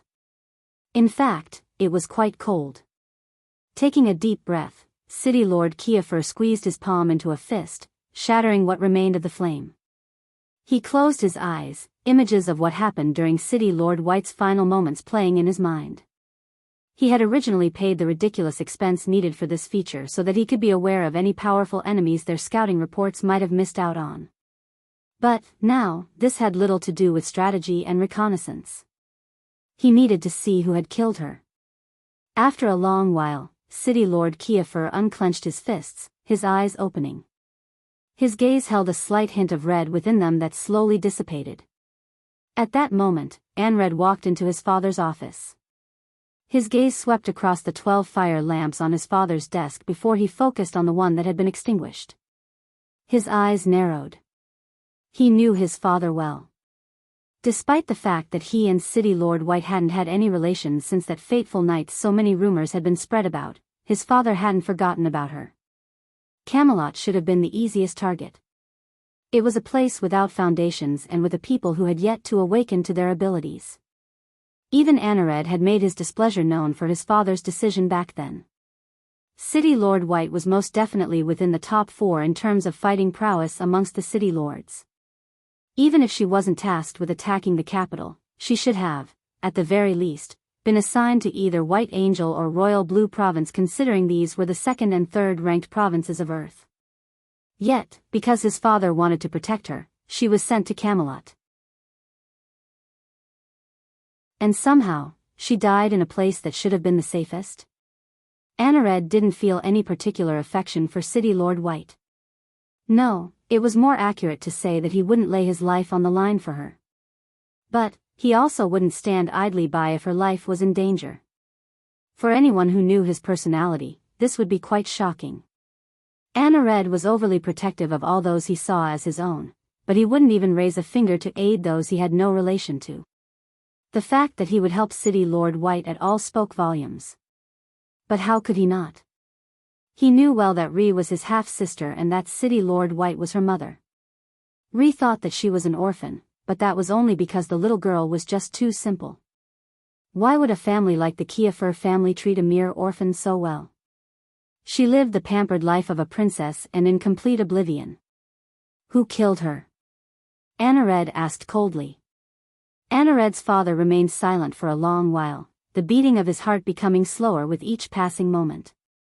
Eventually, it regained its former calm. Aina Brazinger. Anared's pupils constricted when he heard these words.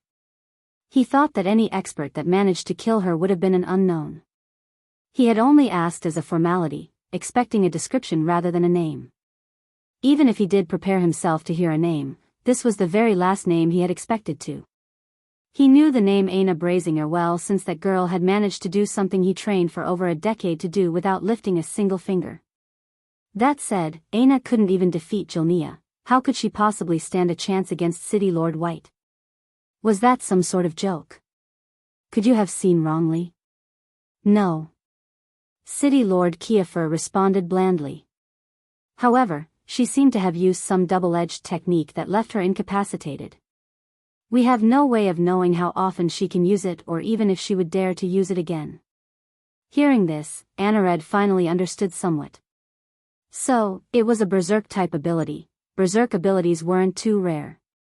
Those who had strength-based abilities like Aina's would often awaken them as they continued to evolve. It was a natural progression.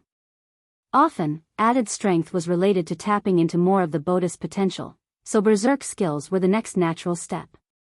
Of course, Anared only thought this because he had no idea that Aina's ability wasn't a strength-based ability, but rather a healing-based one. Should I lead a troop to Camelot, then? Such a skill wouldn't be able to be activated twice in quick succession. This is a good opportunity. City Lord Kiafer stood, his visage expressionless. No. City Lord Hargrove is already in position and everything is prepared. We need to be swift and strike fast, giving them no opportunity to counter. Go support him. Anared nodded and left, a killing intent hidden deep within his eyes.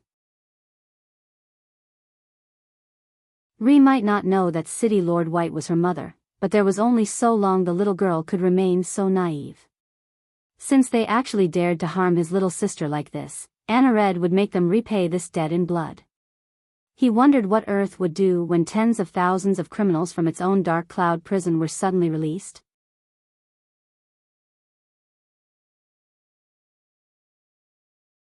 Chapter 506. Aina shifted in Lionel's arms. When she realized where she was, she began to blush profusely. But, as much as she wanted to run away, she didn't dare to at this point. She really regretted throwing all her clothes away now. And why was this damn water so clear? Lionel's chuckling awoke Aina from her own thoughts. By now, her entire body had turned into a deep shade of red. Unfortunately, the only place she had to hide was Lionel's chest. Oof.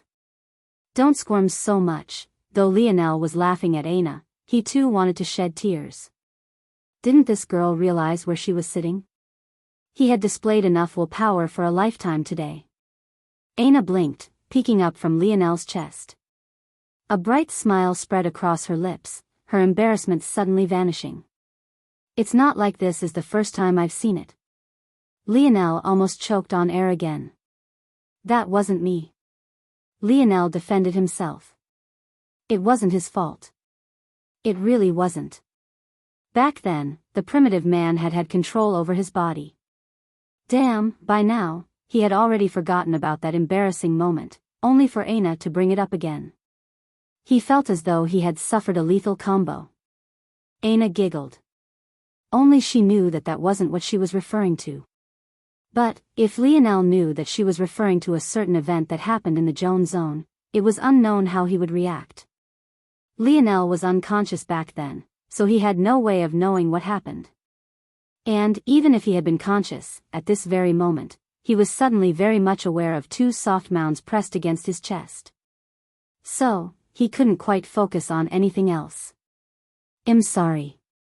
Aina's sudden words caught Lionel off guard. The lewd thoughts he had had vanished like the wind soon afterward. Lionel brought a hand to Aina's cheek, forcing her to look at him. "You have nothing to apologize for," he said seriously. "In fact, I'm sorry. I was so focused on other things that I didn't even realize so much time had passed." Lionel didn't think that Aina would think he had abandoned her. Back then, he purposely left the segmented cube with Aina as a sign of exactly that. He had only taken the segmented cube with him before he left to the Demon Empire. But, things hadn't worked out as he had expected. Lionel was a person who could break things down into their simple details and analyze them logically. If he was in Aina's place, he would have seen through the fact he left behind the segmented cube as a good sign. But, that didn't mean that Aina herself would see it as such. In fact, when he thought about it, Aina could have easily seen the segmented cube as a sign of pity. After all, it had the only cure to her scars within it. So, who knew how she really saw such an action? Aina furiously shook her head at Lionel's words. "I'm the one who pushed you away." I couldn't even answer a simple question. When Aina thought back to it, even she couldn't quite explain why she had dodged Lionel's questions like that. He had only been worried about her. Though back then she had only tried to downplay things to reassure him, the more she thought about it, the more guilty she felt. She had wanted to say she was fine and that she had made it out alive, so it wasn't a big deal. But, her words had come off like Lionel shouldn't care so much. When a stranger or an acquaintance asked you how your day went, most would give a perfunctory answer even if your day really had been terrible. Only when in the presence of those you truly trusted would you give a real answer. Aina's words back then had practically treated Lionel as though he was an acquaintance she was sharing a few words with rather than a man she could give her heart to. It was no wonder Lionel had chosen to pull away at that moment. Lionel shook his head and smiled, gently stroking Aina's cheek. "Forget it. It's not a big deal." "No." Aina shook her head again. "It is a big deal." Aina took a deep breath and began to speak. She didn't allow Lionel to cut her off or say that it was fine again. She knew that Lionel cared too much about her. If she really allowed him to say that it was fine, he would simply never ask about such sensitive topics again. From observing Lionel for so long, she had realized that he was simply too good at separating his emotions from his logic. And, he almost always let logic dictate his actions first and foremost. She didn't want such an artificial barrier to exist between them because even if she hadn't said it in but so many words, she too cared about Lionel. In fact, she had cared about him for a long time already. So, she spoke. She began with what happened when she was randomly teleported to a wasteland of terrain, to how she ran into the variant zone, to her run-in with the heirs and heiress of the three powers. She told Lionel about how she had escaped them and then she began to describe how she ran into the mountain sands range and about how she entered the maze of tunnels. When she got to the appearance of the puppet master, her body began to involuntarily tremble once again. But, this time, within Lionel's arms, she gained the strength to speak. She looked into Lionel's eyes from start to finish, finding a steady calm within their fathomless depths. She watched as a spark of rage lit within them and observed as it boiled over like a frightening eruption of magma. Anyone else, beneath such pressure, would feel as though their souls were being crushed and that their hearts could no longer beat. But, Aina hadn't felt so comfortable in her life. Watching Lionel become infuriated for her sake made her heart beat wildly and filled her stomach with butterflies. By now, Lionel's rage had superseded his lust, so his member was no longer at attention. But, it was now Aina's turn to feel a fire light her lower belly. She felt that Lionel was exceptionally attractive when he was leading men like he had his teammates just a couple months ago. But now, she found it hard to decide which version of him she liked more. The leader version? Or this protective version? Her thighs couldn't help but squeeze down slightly on either side of Lionel's hips. She had a feeling that if she tried to break past that certain barrier now, it would be much easier and not nearly as painful.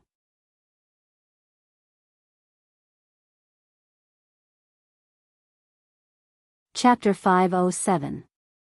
Lionel had no idea that Aina had been lit afire. If it wasn't because he wanted to listen to the story to the end and didn't want to leave Aina at this moment, he might have charged off to earn another talisman to terrain.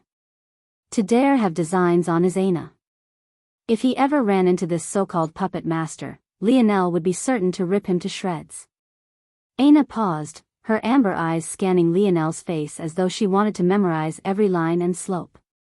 She always knew that Lionel was quite handsome. His tan skin, his pale green eyes, his strong jaw. She had to admit that she missed his messy dirty blonde hair. But this long bronze hair made him look particularly masculine, almost like a Roman god, especially when it was paired with his broad shoulders and chest. It was only at this moment that she realized that she had never observed Lionel so closely before. She had always been too shy to do so in the past. But now she felt many times more comfortable doing so, especially since Lionel's mind was hardly focused on her actions at the moment. He hung on her every word instead, as though trying to visualize the day he would kill this puppet master. How did you escape? Lionel's sudden question shook Aina out of her fantasy land. She blushed slightly, but noticing that Lionel hadn't found anything odd about her actions, she continued. I never expected for my curse to help me in such a way. Aina started again. I usually use its suppressive effects to help with my training, but I didn't expect for my blood to carry the same effect. After it consumed my blood, it became severely weakened and the restrictions on me lessened. I wanted to kill it right then and there, but it began to summon more of its guards. Back then I entered a weird state. I'm not sure how to describe it, but I've never felt so powerful before. The restrictions on my mind seemed to loosen and I could feel his other puppets coming, but these puppets were completely unlike the uncoordinated ones he used to mine in the mountains. In fact, some of them had consciousnesses of their own and were exceptionally powerful. Most had strength at tier 7 and above. Also, though he was weakened, he was still half a step into the 5th dimension. It was fine if he spent all his strength suppressing the curse. In that case, he wouldn't be able to move. But, if I forced him to attack, I was sure that he could still kill me, so, taking advantage of my strengthened state, I stole the capsule he wanted to imprison me in and ran away.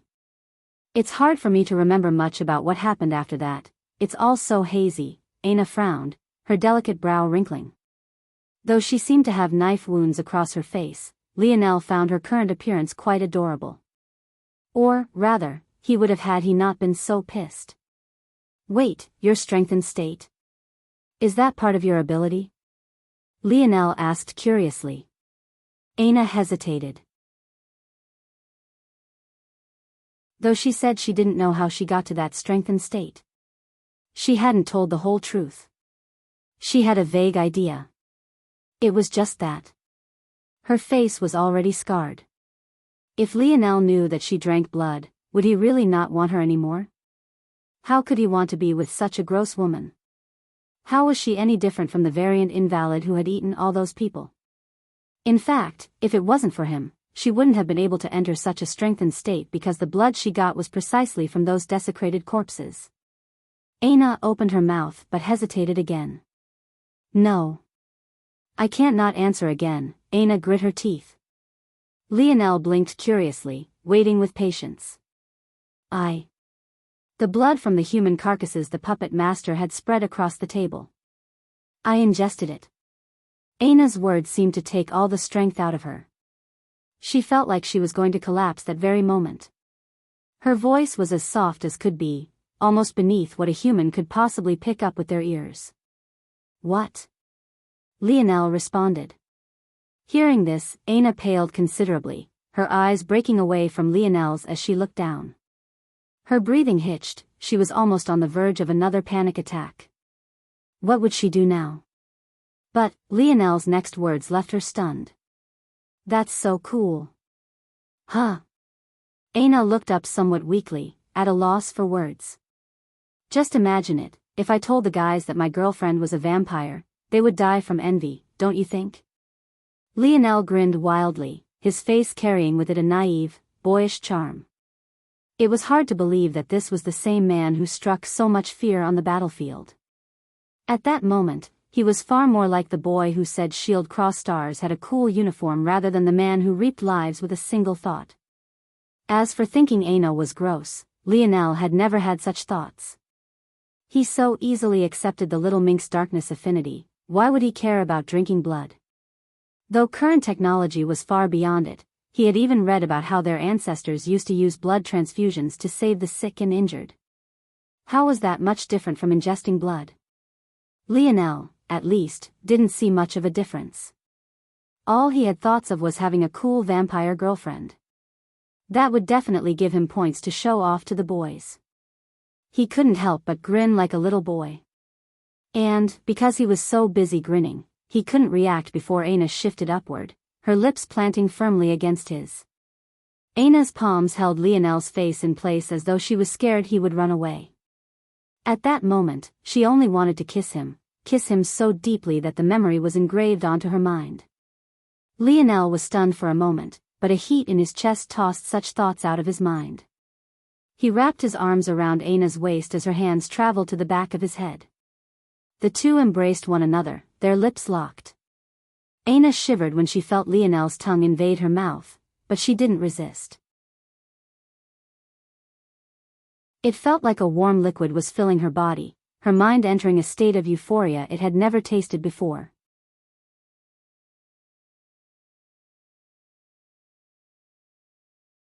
Chapter 508. Aina sunk her fingers into the heavy threads of Lionel's hair. She had never experienced such an intoxicating feeling before.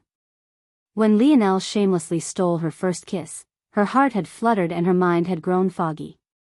But, that moment had been filled with innocence and purity.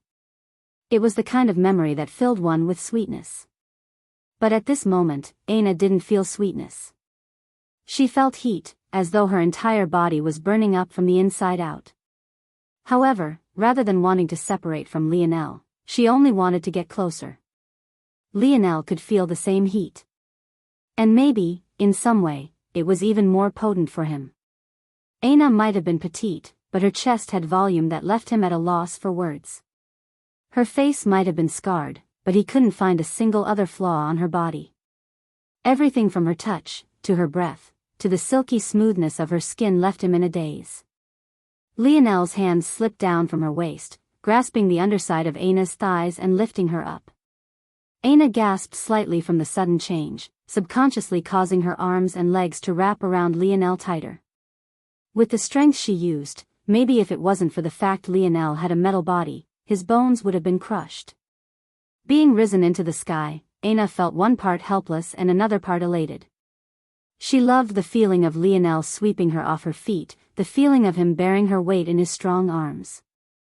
Lionel gently placed Aina down at the side of the pool. From this position, all he could imagine was thrusting into her with all his might. The instinct was so potent that his body trembled, his cock pulsing as though a beast struggling against its chain. Aina could feel Lionel pressing against her below. Her mind was somewhat hazy, feeling just as intoxicated as Lionel's own. She could feel a wetness spreading that had little to do with the pool of water they had just been in. She had a mind to let Lionel do as he pleased. No, she wanted him to do as he pleased. It was a completely different feeling from before. Whereas previously she felt like she had to, now, she wanted to. But somewhere deep inside, she didn't quite feel ready yet. It wasn't because she didn't trust Lionel, nor was it because she didn't have feelings for him. She just felt that things were moving too fast, it left her at a loss. She separated from Lionel's kiss, pressing her forehead against his. Her hands held onto his cheeks as he held onto her hips. Her thighs trembled against Lionel's sides when she felt his heated shaft pressing against her below.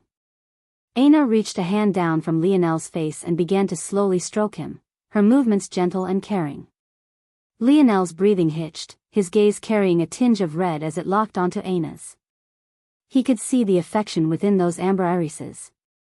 Though her movements were slightly awkward and unrefined, just the fact she was willing to try left his heart feeling warm. "Look at me," Aina said softly, her words tickling Lionel's eardrums. As a 5-star health professional, Aina was more familiar with the human body and its psychology than most. The same way she knew that it would be dangerous if Lionel's lower region wasn't cleaned was the same way she knew that men were visual creatures. Even if she couldn't give everything to Lionel at this moment, she still wanted him to know that she was his. Lionel's breathing quickened, his eyes hesitating somewhat before leaving Aina's gaze and traveling downward. The feeling of her hands slowly moving up and down seemed to intensify, his body heating up like flamed coals. All this time, he had been subconsciously avoiding looking at Aina's body. It was one part due to respect and another part due to him not wanting her to think he hated the sight of her face. But, hearing her ask him to do it so blatantly left his mouth dry. At that moment, Lionel stood at the edge of the pool, Aina seated at its ledge, her legs wrapped around his hips. Their foreheads were lightly pressed against one another, giving Lionel a vantage point that almost made his nose bleed. Aina leaned back slightly, her hand motions never slowing. She invited him to gaze at her body, a gentle red blush dancing across her skin. The first thing Lionel saw was Aina's toned belly, glistening with wetness. With her half-seated position, it flexed beneath the lights of the bathhouse and the shadow of his head. With Aina's every breath, her abs constricted, showing off the faint outline of a powerful physique. Lionel felt as though he could watch her breathe like this indefinitely. "Move my hair," Aina whispered. Lionel gulped. Aina's hair draped over her shoulders, blocking much of the view of her chest. All Lionel could see were 2 rounded protrusions. With slow movements, Lionel brought a hand up, sliding it underneath Aina's hair from her shoulder and moving it away. Aina's blush became more furious, the redness of her skin only making her more alluring. Lionel could see the rapid beating of her heart through her skin. Every pulse made her chest move just a bit, leaving him at a loss for words. He had never seen something so beautiful in his life.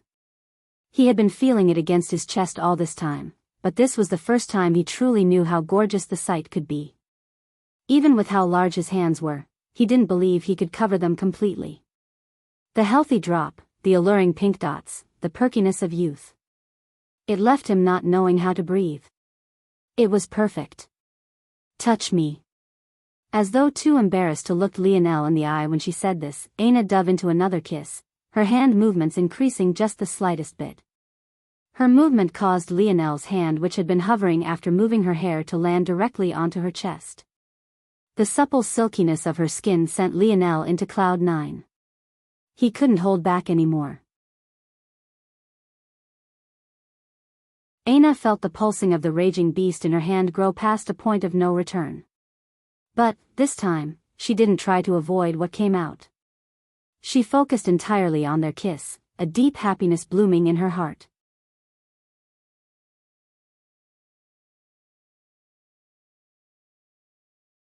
Chapter 509.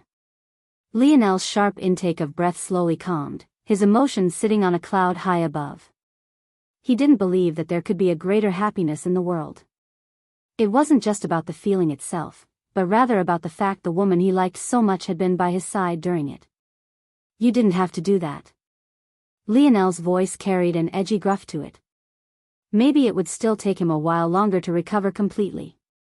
"No, I didn't have to," Aina said with a sweet smile. "I wanted to." Lionel smiled beside himself.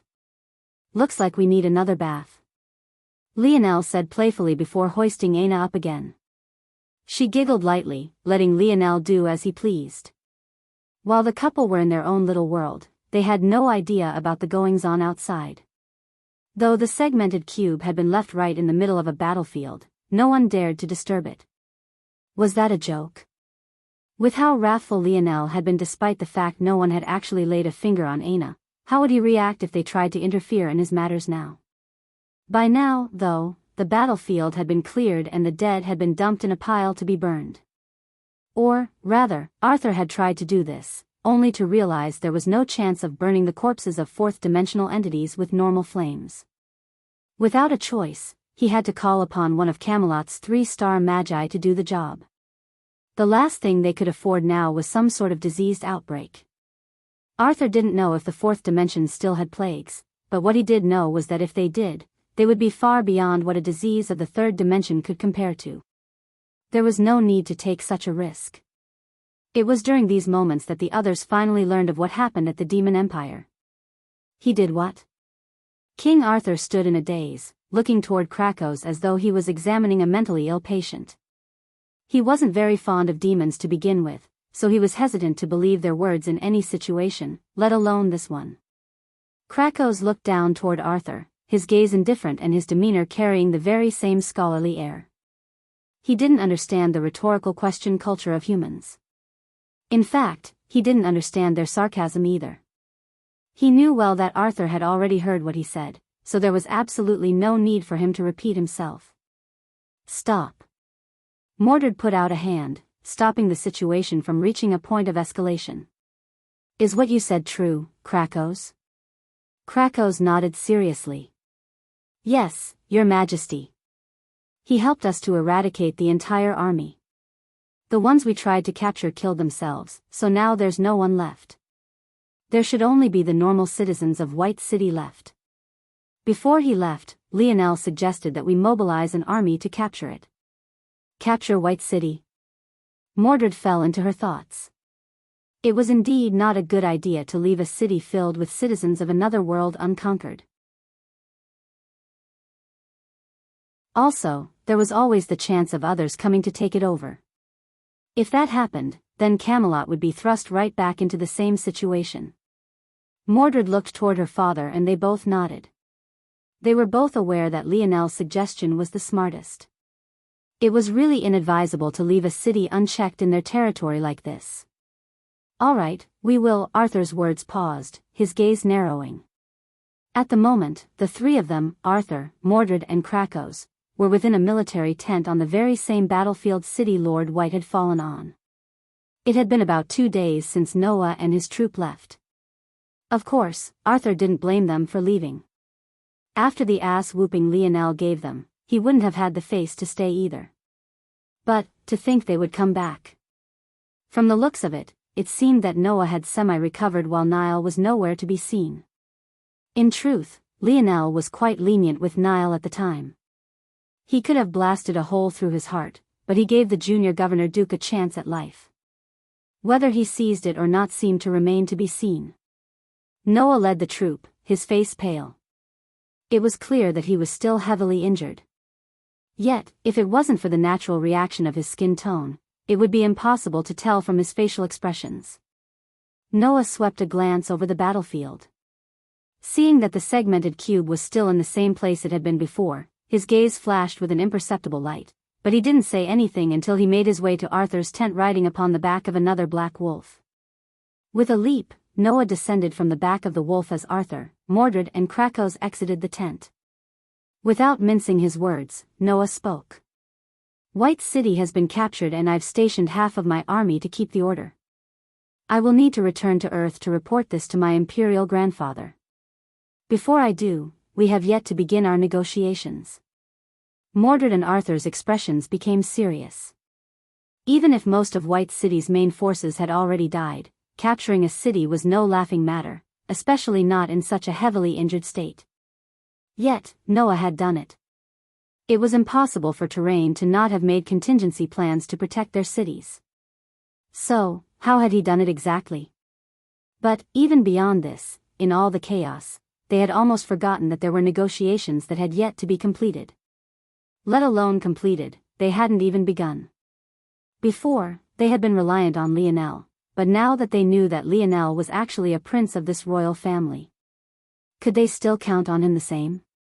At that moment, the segmented cube which had remained immobile for the past several days suddenly moved. 2 figures walking hand in hand appeared out of it.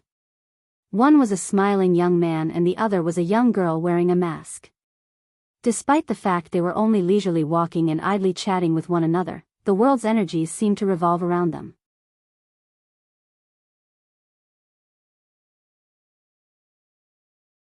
Chapter 5:10. Lionel pocketed the segmented cube and seemed to finally realize that the atmosphere was a bit off. He swept a gaze forward and noticed Noah. After a brief pause, he turned back to Aina.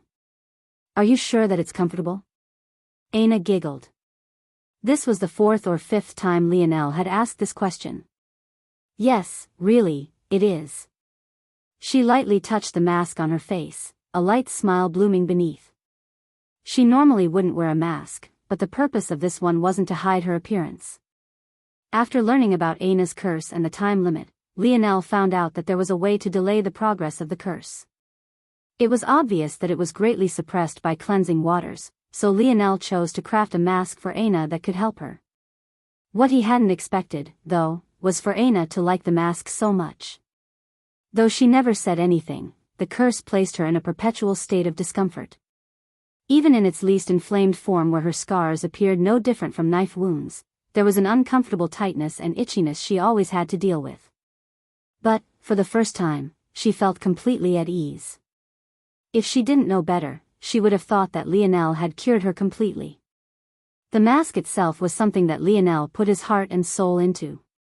It was actually the reason they had taken an extra 2 days to exit the segmented cube, other than celebrating Aina's birthday, of course. The mask used the pearl of the purifying fog clam as a base.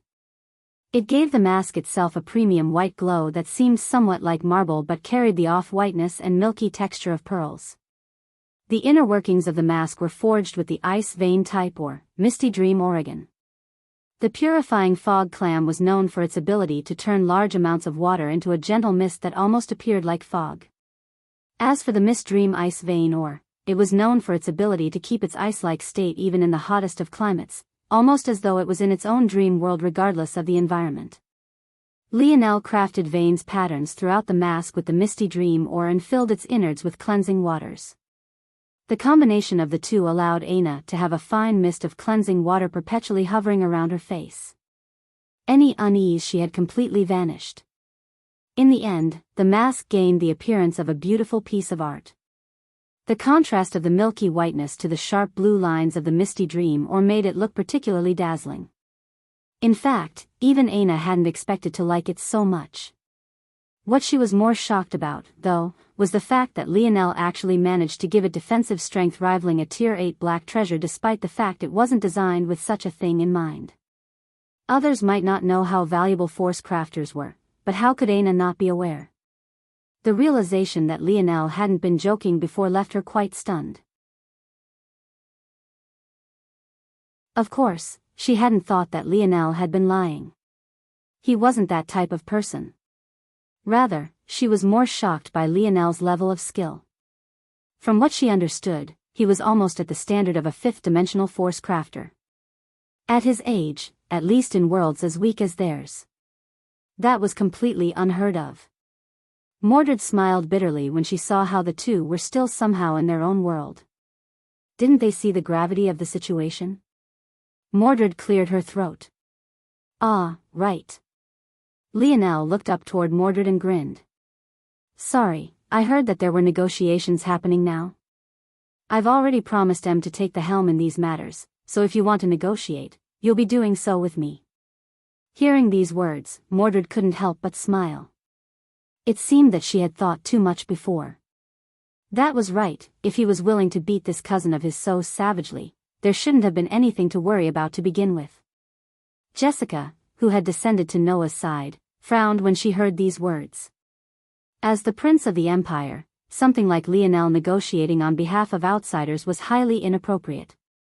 She wanted to open her mouth to say something, but Noah stretched out a hand that stopped her. As you wish. Lionel nodded. Soon, the group had entered the military tent. Lionel sat on one side of the table with Aina to his left and Mordred to his right. As for King Arthur, he sat to the right of his daughter. On the other side of the table, Noah faced Lionel with Jessica to his side. On the other side of Noah, there was another young man. The young man had his long hair done up in an elaborate bun that seemed to come straight out of an ancient world. He had sharp features and an even sharper gaze, all hidden behind his glasses. However, While the glasses Lionel's father wore were more of gimmick because he simply liked their appearance, Lionel could tell that the glasses of this young man were actually a treasure that helped boost his ocular ability. The young man swept a gaze toward Lionel before observing Mordred and then finally turning toward Aina. But, before he could, Lionel snorted lightly. An audible crack resounded in the quiet room. The glasses of the young man snapped, their lenses breaking into tiny fragments. If it wasn't because the young man was quick to close his eyes as soon as he realized that something was wrong, he may very well have been blinded in that moment. Lionel's gaze didn't shift away from the young man as the latter slowly took his glasses off, his visage indifferent but the aura he was exuding reaching a tangible level. "Watch where you're looking, please, or else I'll have to ask you to leave."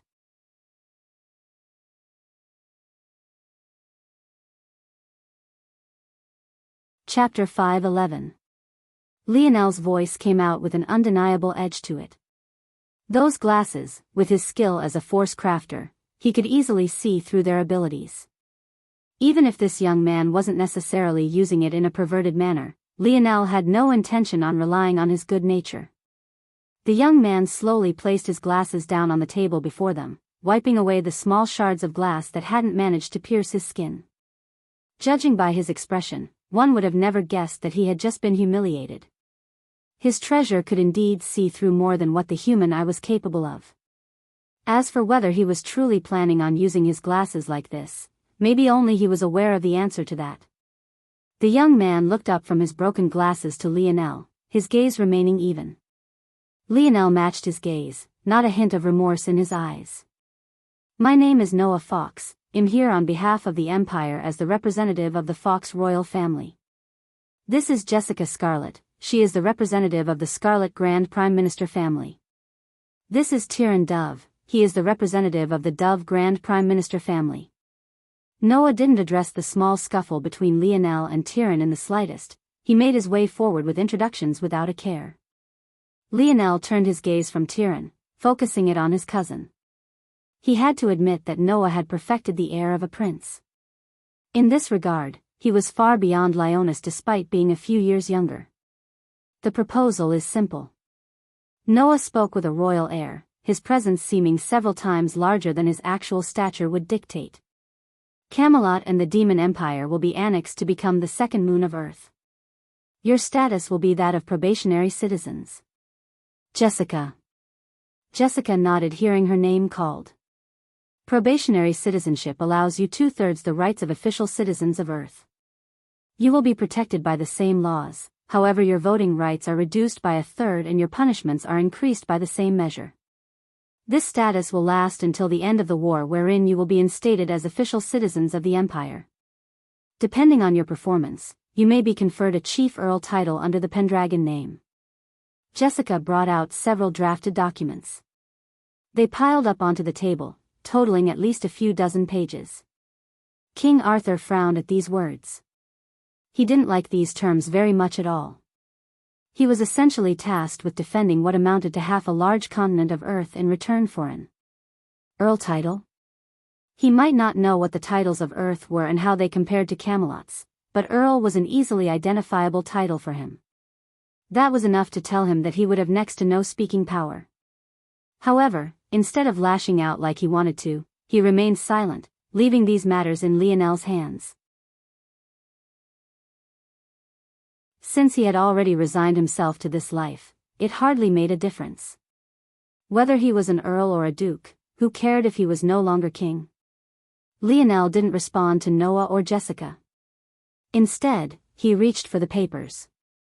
Under the confused gazes of everyone present, he flipped through them one by one, not remaining on a single page for more than a second. Jessica's brow wrinkled slightly. Was he planning on reading it? But if he really was planning on reading it, why was he flipping through the pages so quickly? What Jessica didn't know was that Lionel had already slowed himself down considerably. Let alone a second a page, all he would have to do is spread these pages out and he could read all more than 50 sheets in that same time frame. After a while, Lionel placed the documents down and closed his eyes. Lionel quickly organized all the information, jumped through the legal talk and reached the core of the documents. Ultimately, this document was mostly created to familiarize Camelot with the laws of Earth. Only a small portion of it actually detailed the agreement between the two nations. But this was good for Lionel as well. Though he knew the main tenets of Earth's laws, when it came to the details, he was severely lacking. The document was unlikely to list all of Earth's laws. After all, it was only a few dozen sheets while Earth had long since moved past the usage of paper. Clearly, they had only gone back due to the completion of the metamorphosis making technology all but useless. But this was enough. Lionel opened his eyes. The simple action made Jessica shudder. But the feeling of oppression soon vanished as they regained their focus. Accept them as official citizens of the Empire, remove the guaranteed Chief Earl title, and document Camelot as a probationary province. Noah's expression finally shifted from something other than indifference. His head tilted slightly, a hint of questioning in his gaze. If we do things like this, the Pendragon family will not be guaranteed any title. It is very possible that they will become commoners. Under these conditions, the people of Camelot are no longer of Camelot. As such, their merits are their own and won't count for the Pendragon family. Though the Empire's initial offer sounded bad, after reading the document, Lionel felt they were surprisingly fair. Probationary citizen sounded like a bad title, but it essentially allowed Camelot autonomy to continue functioning as its own nation until the war ended.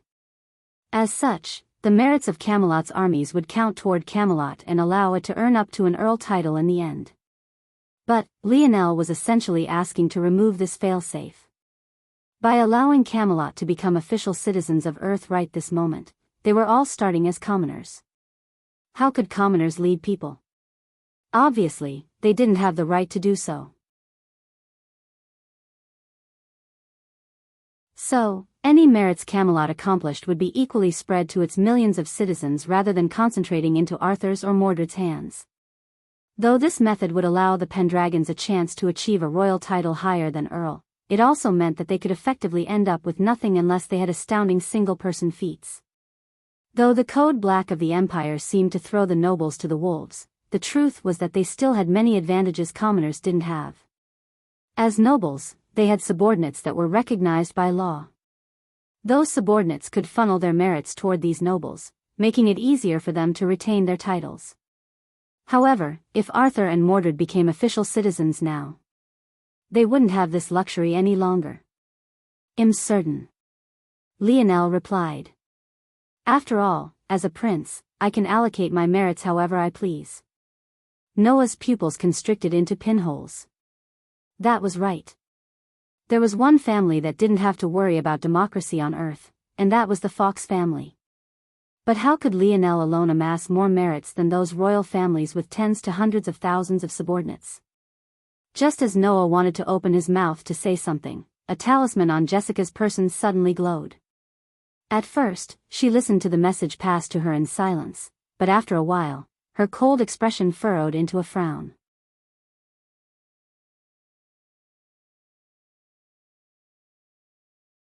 Chapter 5:12. Jessica's expression only seemed to become worse with each passing moment. When the message finally came to a close, she began to whisper into Noah's ear. Clearly, the matter was too urgent for her to even consider leaving this place first. But it was precisely because of this that Lionel learned exactly what happened. With his senses, how could he not make out a whisper?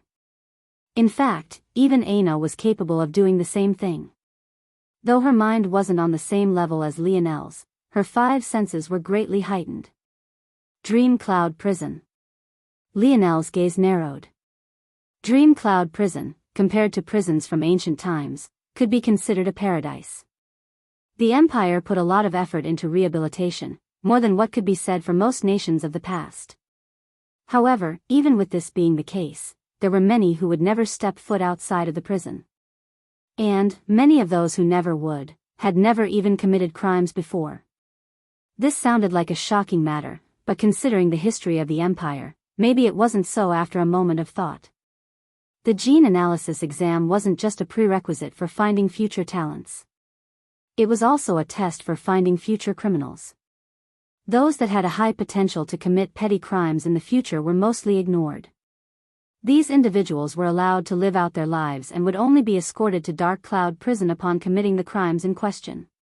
However, there were those who were born with more sinister tastes, those who had a high potential for violence and murder. Those people were classified as grade prisoners and were introduced into Dark Cloud Prison in their infancy. They received visitation from their family.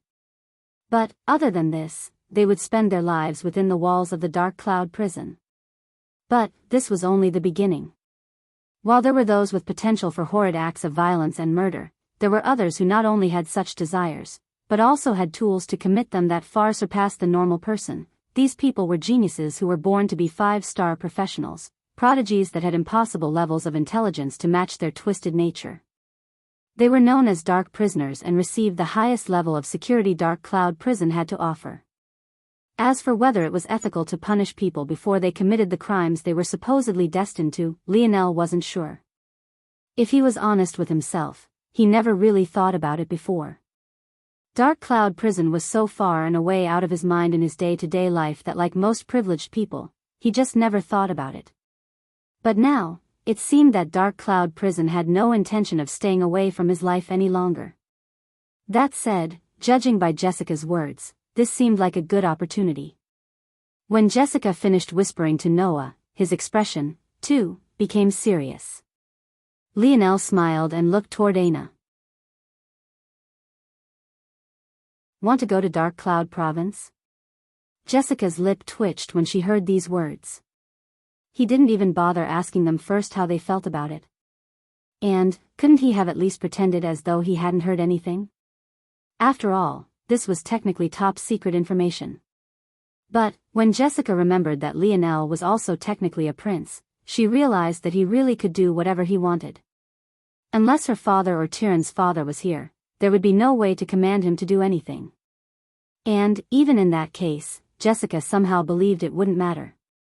After all, it really didn't seem like Lionel was relying on the prince title at all. He would have done whatever he wanted to do from the very beginning. Aina nodded at Lionel's suggestion. At this point, both of their goals were in sync. Aina wanted to grow stronger and so did Lionel.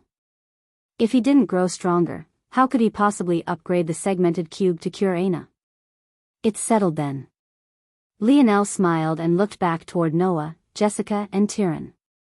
I think my proposal was in line with the Empire's bottom line, correct? Noah gazed at Lionel for a moment before nodding. Good. Not long later, Noah, Jessica and Tyrion got up to leave. Tyrion left behind a slight smile, but didn't say anything from the start of the meeting to the end.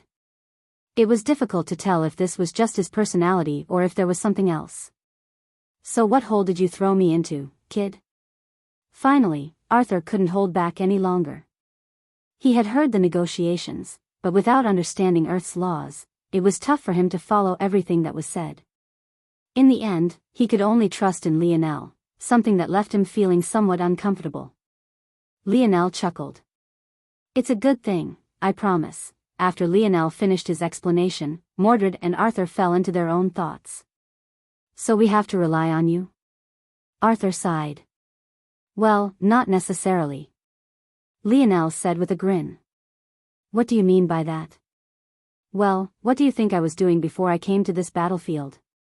Wait, but according to your reasoning, anything we did before becoming official citizens is void. And, even if our fight against White City was counted, it would be split even across every soldier that participated in the war. That wouldn't be enough merits to even trade for a Tier 4 official title, let alone a noble title. Arthur pressed his brows together. Yes, you weren't official citizens. But, what about me? Lionel's grin widened. Ah. Arthur and Mordred suddenly came to a realization. That was right. While their merits would be mitigated, Lionel wasn't in the same boat. Hadn't he just wiped out 10 White Knights and over half of White City's elite forces practically on his own? Not only did a prince take out half of the army, but this prince's girlfriend also killed their city lord. Aina blushed slightly beneath her mask and looked away. But, she didn't make any attempts to refute. Seeing such a scene, Mordred grinned and winked at Lionel only for him to put two big thumbs up. Aina can be considered a person under my wing, so you can say, effectively, all the merits for clearing out White City falls to us. Giving those merits over to the Pendragon family is well within my rights. Though I'm not sure how many merits the other nobles have, I read over the method of calculation. If my simulations are correct, there should already be no problem to trade for a Secretary Marquis title. Lionel smiled lightly, his cheeriness being seen in a new light by the father-daughter pair.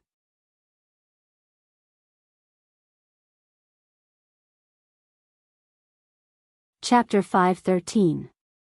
Do you want us to come with you? Mordred asked. Lionel shook his head. He was less interested about the state of Earth and more interested about his own personal strength growing.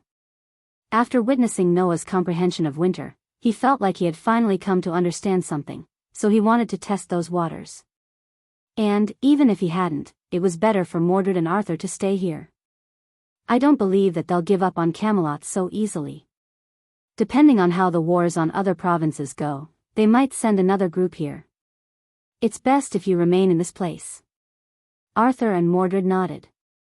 But, defending isn't all you should do. Lionel suddenly thought of something. Put some effort into organizing your people. With all of them slowly awakening to their abilities, there's definitely a lot of untapped potential. It's hard to tell how long this war will go on for, but Camelot could play a bigger role than it seems. I didn't say this before, but even if I can give you merits as a prince, there's still a limit to how much. For example, I can't just give you enough for a Grand Prime Minister title. If you wanted such a position, you'll have to fight for it yourself. Arthur's gaze narrowed, but in the end, he nodded. After saying this, Lionel grabbed onto Aina's small hand and walked out of the military tent. He quite enjoyed the feeling, so he most definitely wouldn't let an opportunity to do so slip by. But, while he was in his own world, he almost didn't notice that Noah and Jessica were actually still waiting for him outside, stationed before their troop. Noah looked between Lionel and Aina. Truthfully, he didn't know how a prince of the empire ended up with a woman of the hidden families. Even when he brought this up to his grandfather, Emperor Fox brushed it off without a care in the world as though it wasn't a big deal. In fact, his imperial grandfather even said that he should try to be more proactive in love too. Though his grandfather always seemed to have a warm air about him, Noah could feel the underlying oppression in his every action. Making such a joke in the past would have been impossible for the emperor. Yet, he had this time. Imperial grandfather has said that we can lead this expedition together. Noah said calmly. You can receive the same Tier 7 general title I hold and you can choose half of my men to be under your command. Normally, when such a thing happened, the person suffering the most would be infuriated. Noah was effectively losing half his fighting strength, and warriors he had carefully nurtured for the past more than a year would be poached right beneath his eyes. But, Noah didn't seem to care in the slightest. There weren't any fluctuations in his emotions and he relayed his grandfather's orders without the smallest sign of reluctance. The various youths to Noah's back remained silent at these words. It was hard to tell if there was no uproar because it didn't matter to them one way or if they were simply just this well trained. The number Noah led now was about half of what it once was, leaving it numbering at about 500. The remainder had been stationed at White City and it seemed the Tyrann had gone to manage the situation over there. Lionel raised an eyebrow and looked toward the youths. They had all been there when he lost his temper, flying into a rage. So, there was no need to question his strength. But, commanding a group of men and women went beyond just strength. It required judgment and intellect. Lionel wondered. Should he take his grandfather up on his offer? Or, should he go with Aina alone? After a while, Lionel made a decision. No, rather. It felt more like an instinct, as though he couldn't pick another way even if he tried. All right. Lionel said with a nod. Then, he drew a line down the middle of Noah's troop and took half. Dark Cloud Province was an oddly peaceful place. Along with the capital, it was among the only two provinces of Earth that seemed completely unaffected by the metamorphosis. It was a place lush with nature. Green forests, tall mountains, and gently rushing rivers. It was almost a utopia. However, everyone knew that all of this terrain was purposely left here to make it even more difficult for prisoners to escape, not that they'd ever step foot out of the perimeter of Dark Cloud Prison, that is. The idea of an entire province being cornered off for a prison sounded insane. But, to summarize it not so many words, it was. Dark Cloud Prison was a massive hexagonal structure with a hollowed-out center. The rooms ringed the outside and thought they seemed to be open concept with plenty of windows. Everyone knew that even a missile wouldn't be capable of penetrating that glass. However, this was just the part of Dark Cloud Prison others could see. What many didn't know was that the hexagonal ring structure of Dark Cloud Prison dug deep underground for almost a kilometer, housing many more criminals than what met the eye.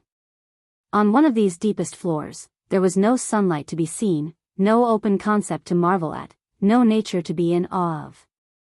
It was in this darkness that two guards walked, their steps uniform. "Whose turn is it?" One of them spoke. "It should be time for prisoner #D1109. D, this guard was quite aware of how dangerous prisoners with the D prefix were. The only prisoners worthy of such a thing were dark prisoners. Yes. Since this is your first time, be cautious. Don't give him even a quarter of breathing space. Remember your training, this is not a joke. Do not be naive." The rookie guard nodded seriously. If he was one to take such matters lightly, he would have never been allowed this level of access. The two reached a dark cell door without so much as a small opening on it. After several procedures, they finally clicked open the heavy door as though it was a bank safe rather than a prison cell. The moment they did, an eerie chuckle reached their ears. #D1109? How inhumane. Why don't you call me by the name my mother gave me? Say it with me now. Lionel Morales. Quite easy to say, don't you think? At that moment, Dark Cloud Prison suddenly quaked. It felt as though the world was collapsing.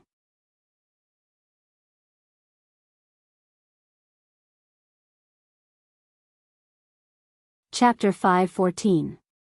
Lionel took a look at the more than 200 men and women before him. The eldest was no more than 25 while the youngest might have been 16 or 17. But, all of them carried the experience of several battles. It was very clear that this wouldn't be their first stint. Though Lionel had the ability to do so, he didn't pick them based on their strength. He decided to choose randomly, not only to leave some face for Noah, but because he didn't particularly care how strong they were.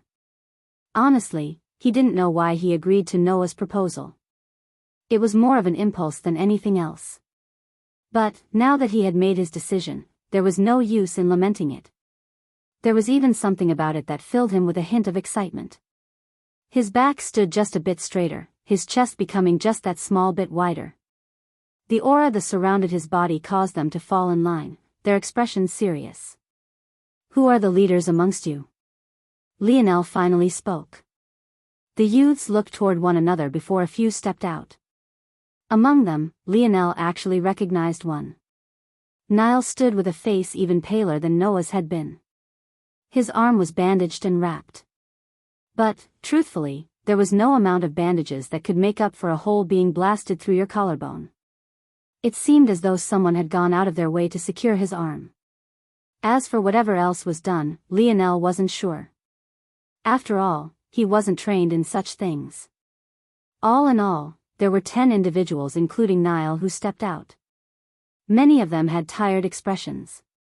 It was clear that it hadn't been too long since they conquered White City, but now, just when they thought they could finally go home, they were thrust into another matter. According to reports, Dark Cloud Prison had been attacked and at least 20% of the prison had been compromised, resulting in the sudden release of 23,329 C-grade prisoners, 12,802 B-grade prisoners, 2,023 grade prisoners and 103 dark prisoners. Though the complex terrain around Dark Cloud Prison was marketed as a method of making it tougher for prisoners to escape, if this was really the goal, then the area around the prison would be nothing but flat land. It would be next to impossible to escape if there was no cover to hide behind. The truth of it was that with the wristwatch the Empire gave every newborn, there was no need to worry too much about escape. The terrain actually functioned twofold. The first was maintaining at least somewhat of an eco-friendly environment on Earth that didn't involve the oceans. For the second reason, it was so that the public would forget such a place existed to begin with. Not only were there no paradise islands that traveled over Dark Cloud Province, but it was practically untouched by human hands with the exception of the massive prison at its very center.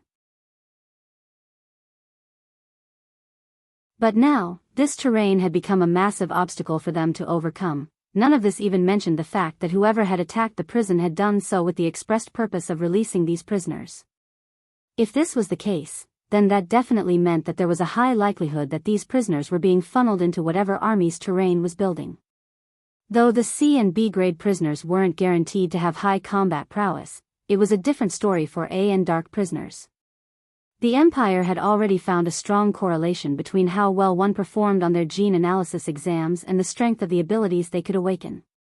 Dark prisoners had a better than 50% chance to be variants or stronger by this point.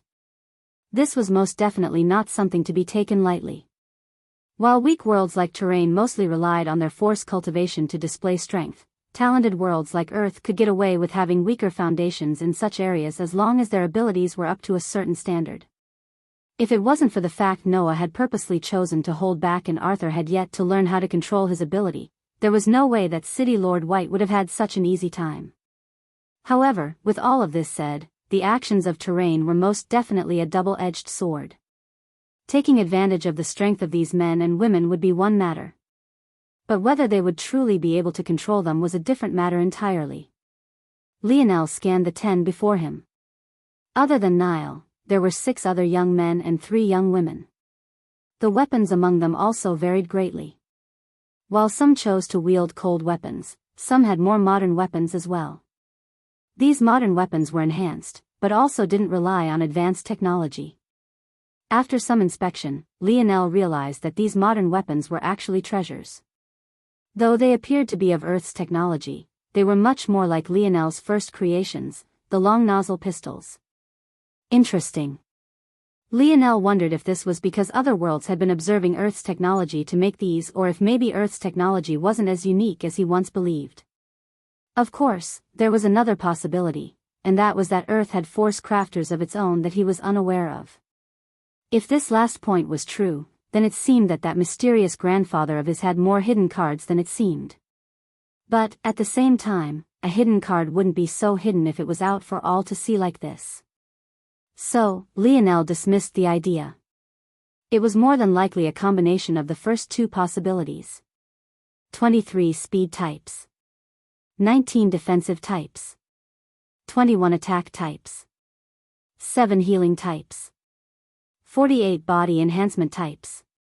39 force strengthening deviation types. 13 sensory types.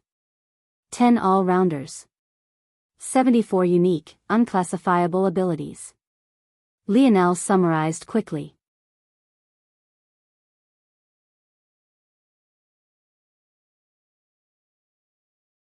Chapter 5:15.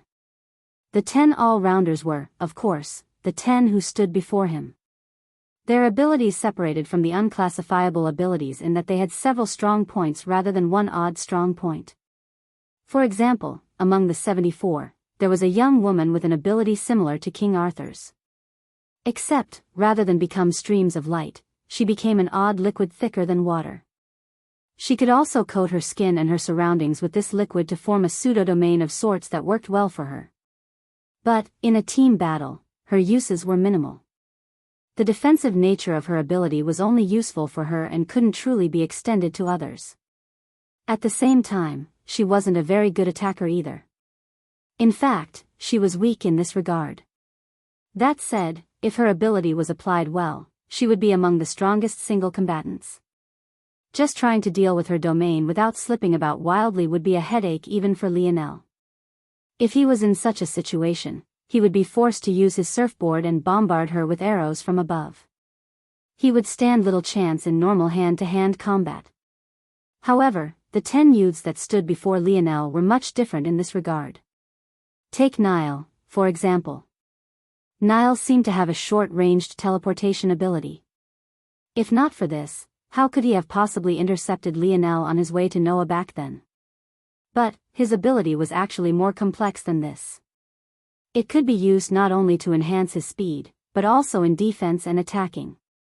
He was able to displace not only himself in space, but also his spear and attacks aimed toward him. Of course, his manipulation of the extremely rare Space Force strengthening deviation was limited. But it was still among the reasons he was one of the most powerful combatants here. If it wasn't because he had faced Lionel, he wouldn't have lost so swiftly.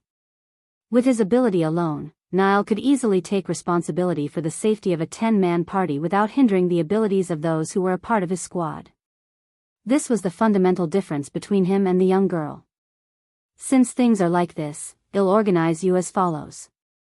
The speed types will form 8 squads of 2 to 3.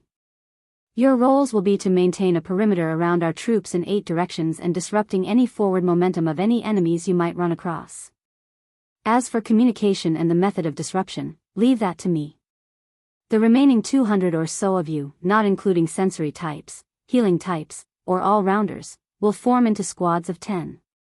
The makeup of these squads will be 3 shield warriors, formed of either a defensive type or a body enhancement type, 3 assault units, formed of attack types and force strengthening deviation types, and finally 4 unique ability types. You 10 all-rounders, you will take the lead of 2 of these 10-man squads each. The remaining 20 of you, 7 healers and 13 sensory types will be responsible for both relaying my orders and maintaining the peak condition of the troop. Communication will be key.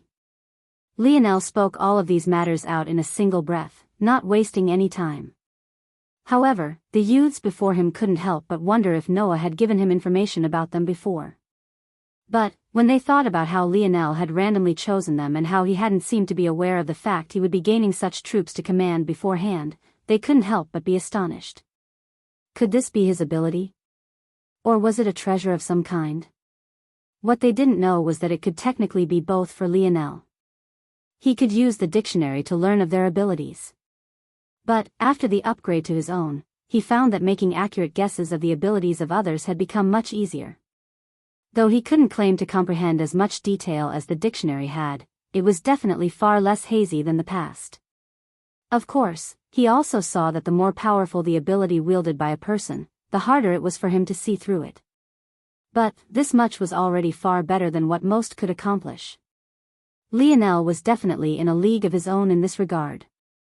Soon, Lionel had finished organizing the army and he walked up to Niall. How much of your strength can you display right now?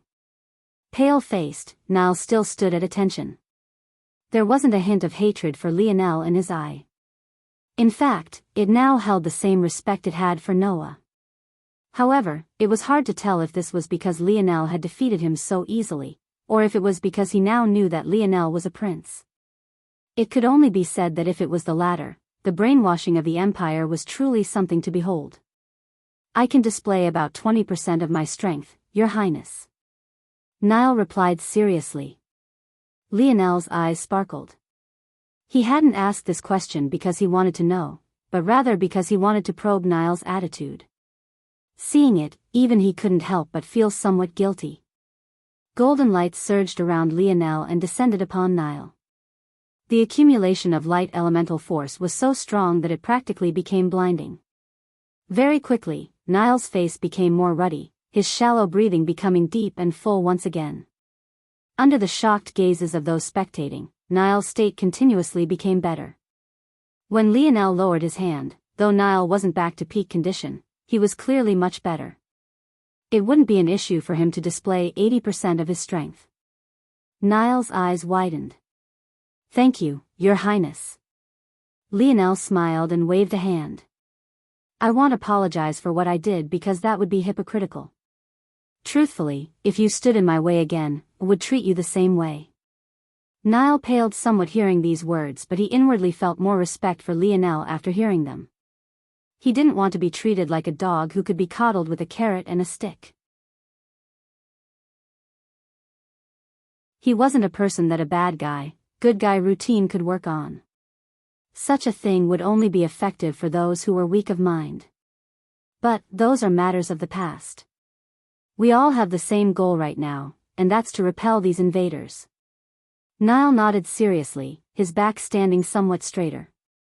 From now on, don't call me your highness or prince, call me captain. What I value most are two things, respect and persistence. Respect for your fellow man and woman. Give everything you have to them and prepare to receive everything they have in return. Persist for your fellow warriors. Give everything you have and expect nothing. Lionel scanned the organized group of youths before him, his aura towering. He looked more like a sturdy pillar, prepared to hold up even the skies rather than a simple young man. The blood of the youths involuntarily boiled. From indifference, their faces somewhat reddened, their hearts beating a step faster. Respect with your all and expect everything. Persist with your all and expect nothing. Respect was a mindset. Persistence was an action. The meaning of it all was simple.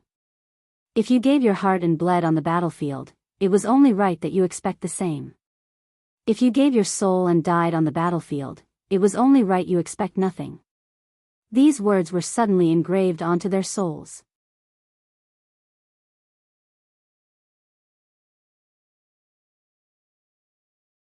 Chapter 5:16. Dark Cloud Prison descended into mania. One of the 6 sections completely collapsed, leaving a scene one thought should have been a catastrophe.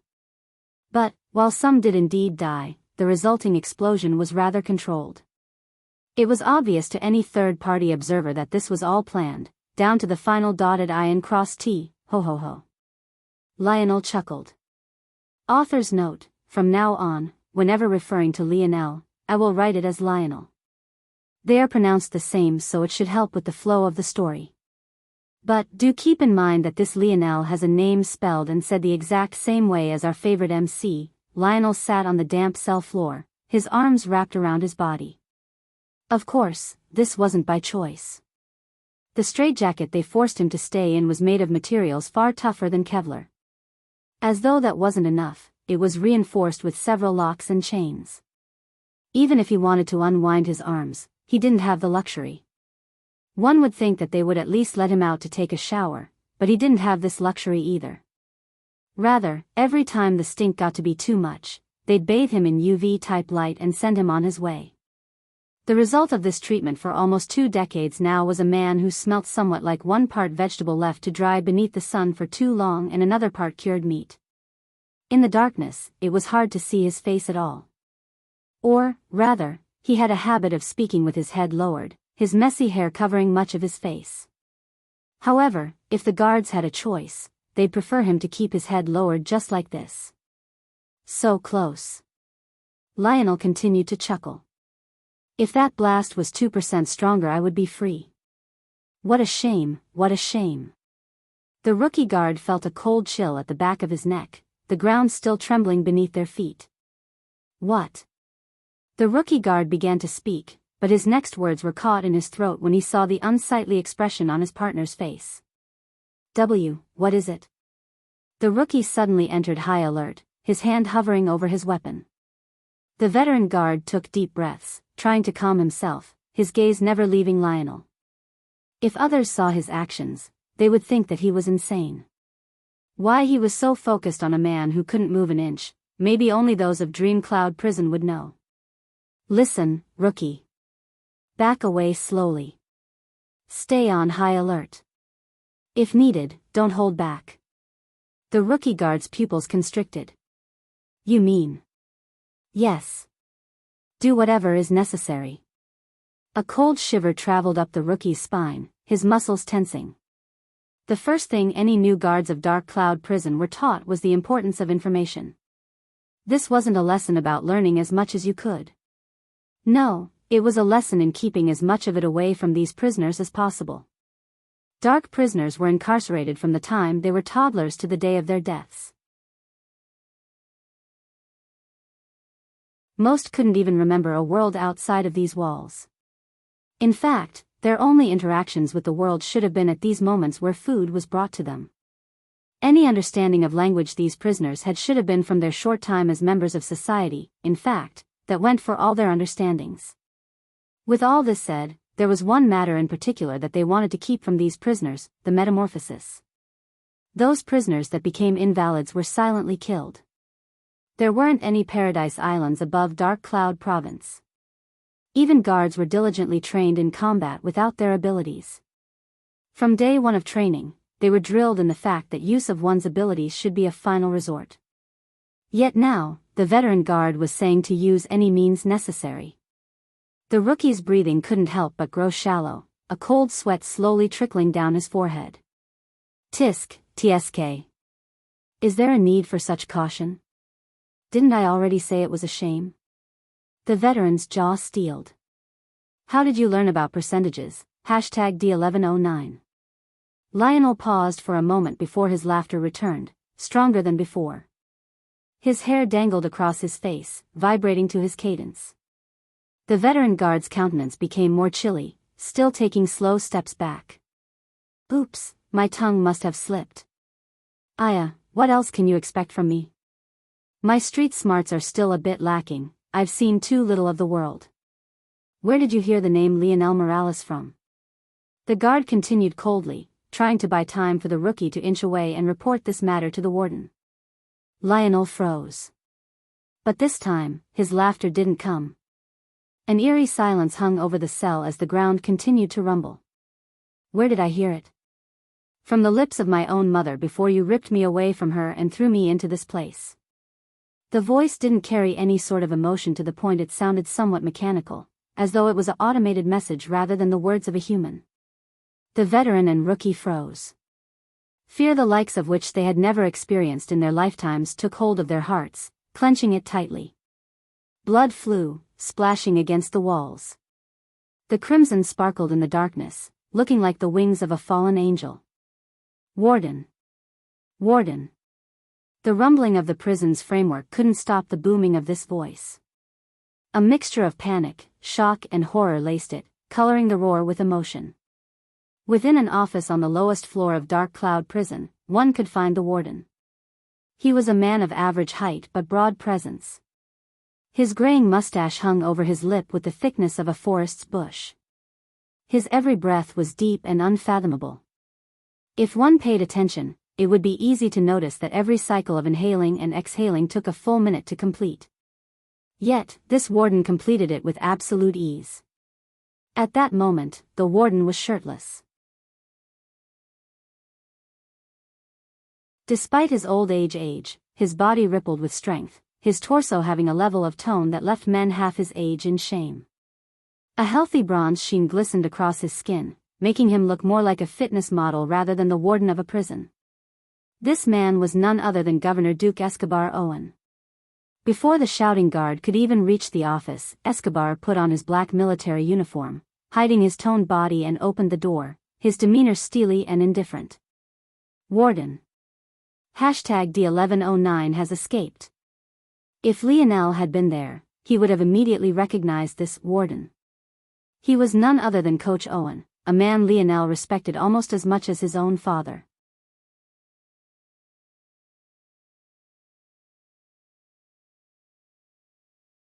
Chapter 5:17. Coach Owen's expression solidified. Of all of them, why did it have to be him? The words the warden spoke were hardly audible. In fact, in his panic, the guard across from him didn't seem to pick up on the oddity either. Seeing the sorry performance of the person that was supposed to be his right-hand man, Escobar snorted, his thick mustache rustling. Get yourself together. The low shout snapped the lead guard into attention, his heels slamming together as his back arched as though a string had been pulled from the top of his head. Gather the men. Escobar said coldly. We're going hunting. Yes, sir. The lead guard spun and jetted off, his speed beyond normal human limits. Escobar watched this with narrowed eyes, inwardly lamenting the state the metamorphosis had put his best man in. Though the ability awakened by his lead guard, Garwin, was especially powerful, it left his personality somewhat warped. Garwin was able to control the balance of hormones and neurotransmitters in his body. The good news was that much like Aina, he could very easily train his body to surpass its limits even without outside influences. In fact, he was better than even Aina in some ways because while Aina was limited in simply making her body stronger, Garwin could strengthen his mind and thinking speed as well. However, there were major downsides to Garwin's ability as well. Oftentimes, the more powerful an ability, the more complex it was and the more difficult it was to control. On top of this, in order to maximize his ability, Garwin had to come up with many unique use cases for it, much like Lionel had to, or like Simeon with his gene manipulation ability. The more difficult an ability was to control, the more potential pitfalls there were. Though Lionel had yet to run into any on his own, Garwin hadn't been so lucky. Because of how sensitive his abilities were, his hormones could easily be set out of whack, causing him to react inappropriately to many situations. In the past, he had been a man no less stoic than Governor Duke Owen. But, after the metamorphosis, his emotions were more varied and unpredictable. However, he was simply too important to Dark Cloud Prison. His fighting capabilities were even beyond Governor Duke Owen's now. This was something the warden had no choice but to admit. If they wanted to place these criminals back where they belonged, Garwin would have to be a key cog. The warden walked back into his office, finding a particular cabinet of files and opening it. His expression became more somber the more he flipped, but his pace didn't accelerate, only remaining even from start to finish. Finally, he landed on a particular file by the title of #D1109. The first picture he saw in the file was of a baby with large pale green eyes. The small boy had a small button nose and messy dirty blonde hair. All in all, he was an adorable child. But, there was something off about the photo. The longer one stared at it, the more uncomfortable you would feel. The longer one looked, the less this baby boy appeared to be a baby boy at all. The warden had lost count of how many times he had stared at this photo, but it wasn't until recently that he realized what was so off about it all. It was the eyes. This baby's eyes didn't have the innocent light of a child nor the curious nature of a newborn. Rather, its gaze was vacant, continuously staring back at you as though it already had everything figured out. Coach Owen sighed. The rest of the document was filled with redactions. Place of birth, parenthood, even the date of birth was crossed. There was nothing but this picture and the prisoner's code. Nothing more, nothing else. So similar, the warden couldn't help but feel that his life's work was nothing but garbage. Only he and a few select people knew the truth of these matters, but what he did know left him feeling cold. Your resentment, I understand it. However, I cannot allow you to do as you please. It seems that I will need to kill you with my own hands. The warden put the file away, locking the cabinet as Dark Cloud Prison continued to tremble. Then, he turned and walked out of his office, his mustache bristling. Scouting units, move out. Lionel commanded. The speed types jetted out in 8 different directions, each of them leaving blazing trails of wind in their wake. To the back of the troop, there was a large, lingering mountain range. Since Earth had long since mastered terraforming technology, allowing the continents to come together to form a single supercontinent, it also took advantage of this technology to make Dark Cloud Province as inaccessible as possible. As a result, there were only 2 paths to enter this province that didn't include the sky. The Northern Passage and the Southern Passage.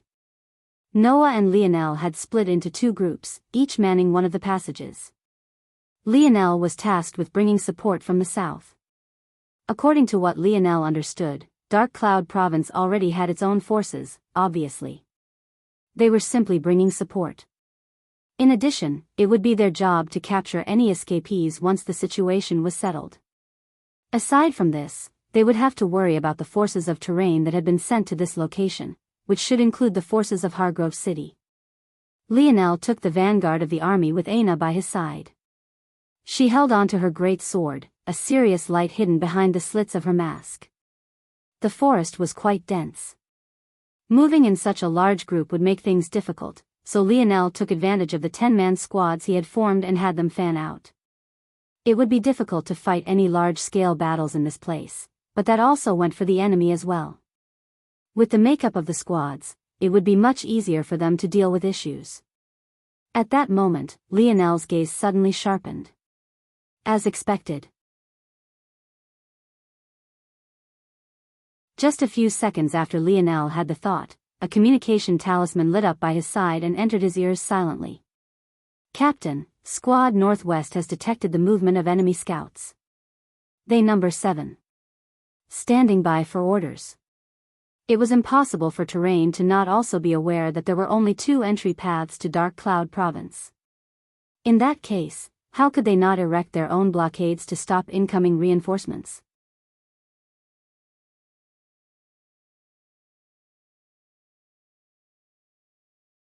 Chapter 5:18. Lionel sent a gaze toward Aina only to find her already looking back toward him.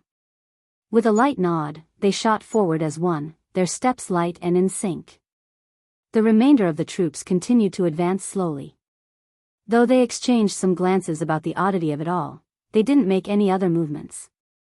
Something like a commander taking the vanguard was practically unheard of, at least in Earth's modern history. However, Lionel had made his plan to them clear. A count of 250 wasn't a lot, especially in a war of this scale. Where their benefit lay is in the fact they were all elite warriors, all capable of battling 2 to 3 on their own.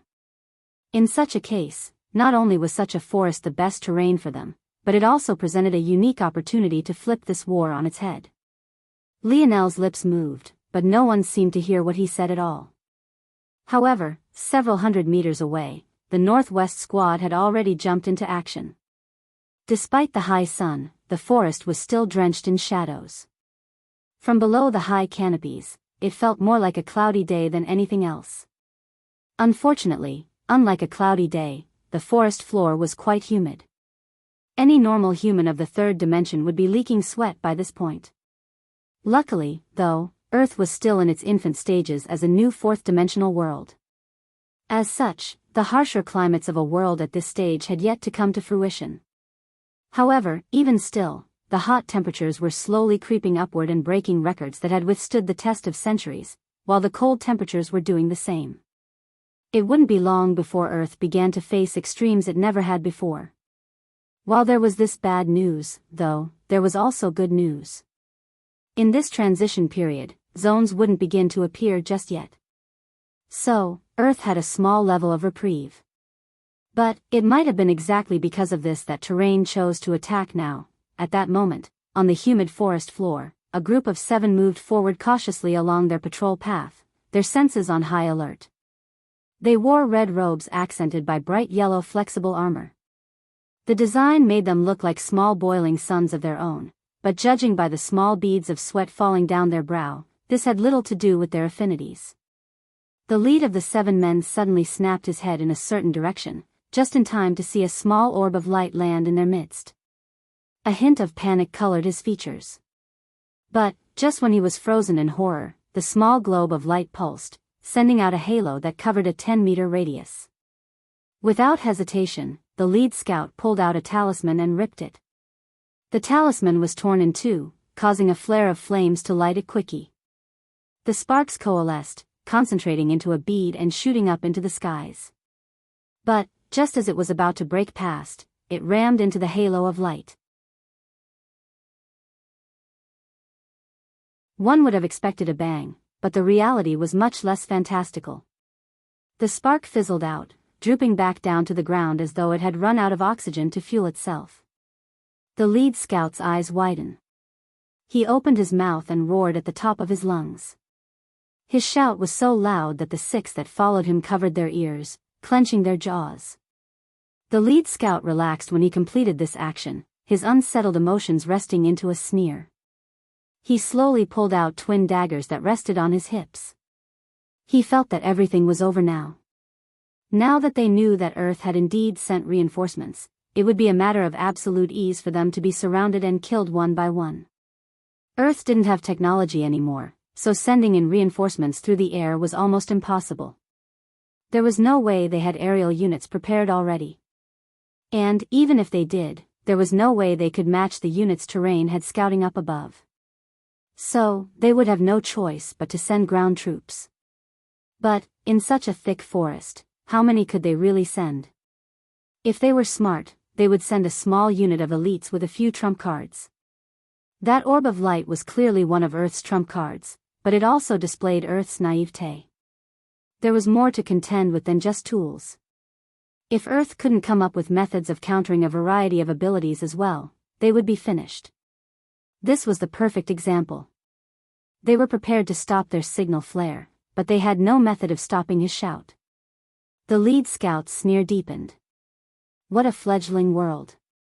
It's clear you don't deserve these lands, so well be happy to take it off your hands. It was at that exact moment that Lionel and Aina appeared. They weaved through the trees, one wielding a great sword and the other flipping his palm to take out a pitch-black bow. Aina continued to shoot forward while Lionel leapt up agilely.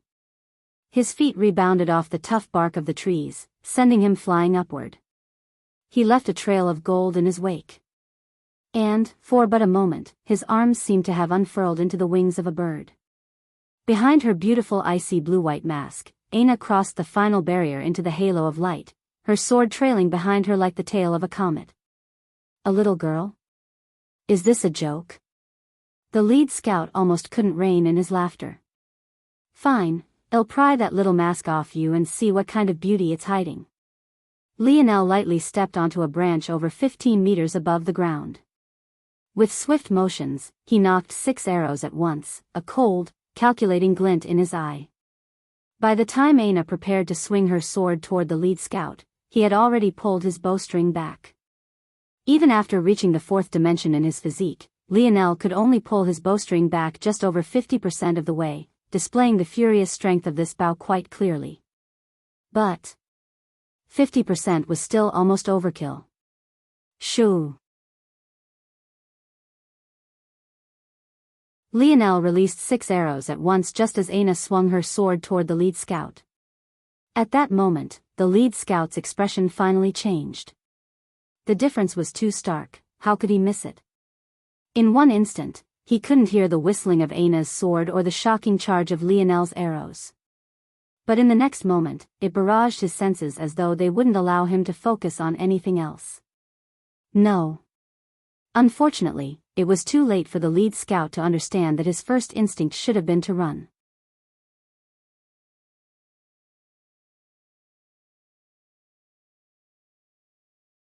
Chapter 5:19.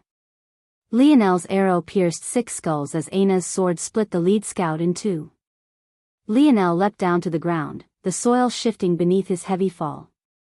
It worked well, Aina said. But, it still has some flaws. Lionel nodded in agreement. A smarter scout would have realized they couldn't hear anything much quicker.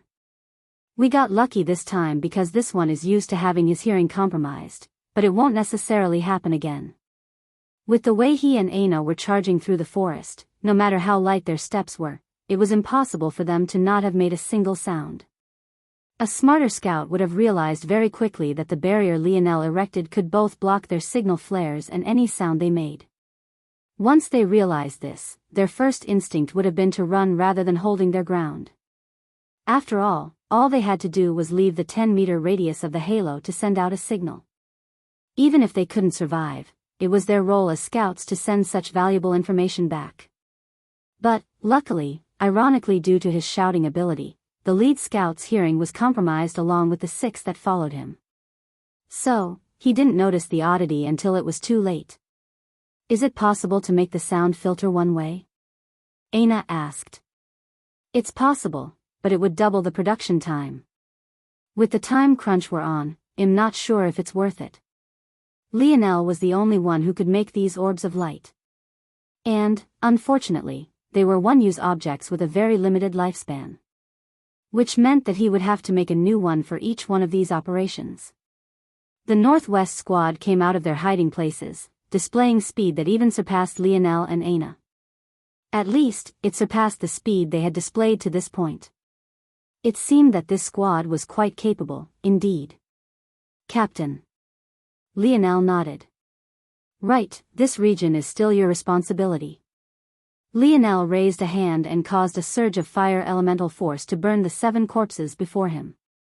The halo of light pulsed, causing the scent of burning flesh to be purified and dispersed. With that, Lionel and Aina shot back toward the main group. The members of Northwest Squad looked at one another with deep meaning in their eyes. It had been them who threw out the orb on Lionel's command to begin with, so they were an integral part of the operation. They had to say that they were surprised by the efficiency. If things continued like this, they would have a good chance of performing well. This was enough to tell them that though their styles were different, Lionel's leadership ability was no less than Noah's. But, where they separated was in the usefulness of Lionel's skills. While their leadership abilities didn't differ by much, Lionel's skill as a force crafter made his plans work out with much more smoothness and ease. Their lives hadn't even been on the line even once, yet 7 enemies had died. It was truly baffling. With a light nod to one another, the 3 members of Northwest Squad shot in different directions, their eyes flashing with more determination. At that moment outside of Dark Cloud Prison, an odd scene could be seen. On one side, there was a hexagonal prison. But, on another, there was a city that seemed to have dropped out of the skies. Of the 6 sides of this hexagonal prison, one had completely collapsed. And, this collapsed portion just happened to be the section facing the out-of-place city. For any third-party observer, it was easy to deduce what happened. This city fell from the skies and caused the damage they were now seeing. But, what was maybe more surprising was that even with such a disastrous event occurring, the prison only lost 1/6 of its integrity. If Lionel could see this sight, he would be shocked beyond belief before marveling at Earth's ability. Camelot was almost upturned by the fall of just one city. Yet, despite the city having fallen not even half a kilometer from Dark Cloud Prison, it only suffered the collapse of a single side. However, at that moment, there was nothing the guards and warden of Dark Cloud Prison felt happy about. With the prison compromised, a large swath of prisoners found the light of day for the first time in decades. What they didn't know was that the restrictions of Dark Cloud Prison went beyond just walls and bars. The very materials of the prison was capable of blocking influxes of force. This caused even those who successfully managed to awaken their abilities to have little chance at sensing and using them. This technology went beyond force disruption towers. Even with the descent of the 4th dimension, it was completely unaffected because it relied on metals from the 4th dimension itself. As for whether or not terrain was aware of this fact, it was unknown. But, what was certain was that with the collapse of the prison, this system was compromised. While these special metals were effective in some cases, they also had far more limitations than force disruption towers. Simply being in their vicinity wasn't enough. One had to be enclosed by them or in contact with them. In addition, just like how force disruption towers were useless in the 4th dimension, these metals were useless against abilities in the 5th dimension and above. Due to this, the appearance of the city caused many prisoners who hadn't been aware of their abilities in the past to suddenly become enlightened, causing chaos to reign. The sound of battle filled the halls of the prison, leaking out through its cracked and falling walls. But, this would soon be the least of their worries. City Lord Hargrove, a slender man with a drooping gray mustache that swept past his chest, stood atop the city wall, eyeing the prison as though he saw prey. Prisoners of Dark Cloud. His voice suddenly boomed, reverberating through the collapsed walls. Do you want your freedom? Do you want revenge? The Empire of Earth has done nothing but take from you. Do you want to make them pay? Do you want to see the capital washed in blood? Do you want to see the head of Emperor Fox on a pike? Join us.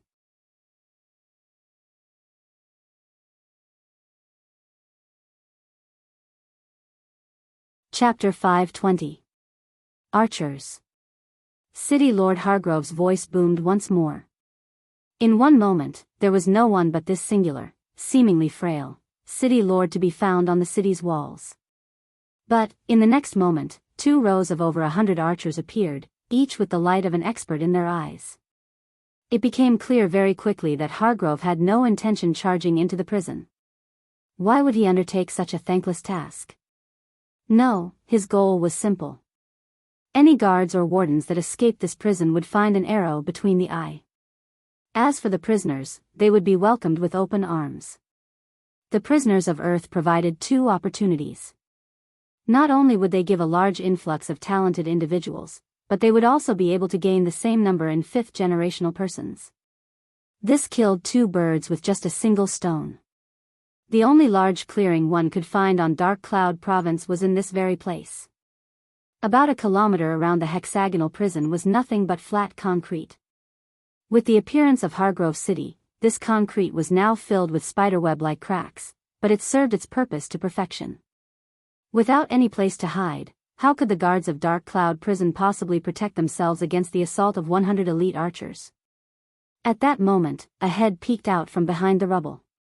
Dust and soot covered this person's face, making it difficult to tell if they were male or female at first glance. It seemed that whoever this person was, they had chosen to shave their head bald. When this prisoner saw the rows of archers in the distance, they panicked and ducked back down. However, they soon calmed. If Lionel had been there, he would be shocked to realize that he recognized this person. It was none other than the younger brother of the demoted vice commander of the Slayer Legion, Damien. "There's a massive city that appeared out of nowhere," Damien reported to the prisoners that had followed behind him. "They have 100 archers all primed and ready." Among them, there were a few who had attacked on that day, including his elder brother, Joseph. One would think that as members of the most notorious group of rebels, they would have been thrown into a much deeper part of Dark Cloud Prison. But their allocations showed just how much disregard the Empire had for their efforts as a whole. Despite having once been a vice commander of the Slayer Legion, Joseph, even as the highest-rated prisoner among them, was still a mere C-grade prisoner, just like the rest of them. In truth, such treatment had hurt more than anything else. They would rather have been treated like the lowliest of scum, been underfed, beaten and abused. But what they actually got was a cushy cell, 3 meals a day, and a psychiatrist to vent to. It felt as though they were children put on timeout rather than criminals who had risked their lives every day for the sake of forging a better future for themselves. This had been an insult worse than anything they had ever experienced before, and that sort of treatment made their hatred of the Empire burn even more fervently. And along with that, their hatred of Lionel increased proportionally. When Damien's whispers reached their ears, the prisoners panicked somewhat. The truth was that most of them weren't hardened criminals. Aside from those who were from the Slayer Legion, the rest had only committed petty crimes. Facing such a situation, many of them weren't sure how to react. Knowing this, there was no wonder those of the Slayer Legion felt so insulted. They were placed in the same cells as men and women whose worst crime might have been trespassing onto the wrong property or shoplifting. The only difference between them and the Slayer Legion members was that while they would get out, those of the Slayer Legion would be here for life. Until now. This definitely isn't a decoy. Joseph spoke, his expressions much less cheery as compared to the past. Even if the Empire wanted to con us, they wouldn't destroy the prison to do so, and they definitely wouldn't dare to speak ill of Emperor Fox toward that end. It's more than likely that those archers are there to act as our cover. But should we really trust them and go? We have no idea who these people are, they haven't announced their affiliations. Damien said slowly. The only reason Damien and Joseph had been so quick to attempt to escape despite understanding the iron fist that was the Empire was because they thought that maybe the Slayer Legion was finally taking large-scale action. The truth was that before Damien and Joseph chose to take a maddened attempt at conquering Royal Blue Fort, the Slayer Legion was prepping for something. As for what they were planning, the brothers couldn't be sure. But they felt as though they would be left behind if they didn't take a massive leap forward. Obviously, their attempt failed, but now they were hoping that this matter was related to the Slayer Legion. However, if it truly was, then why wouldn't they announce this? From start to finish, Hargrove didn't mention their origins, something that made the brothers feel antsy about trusting such an unknown entity.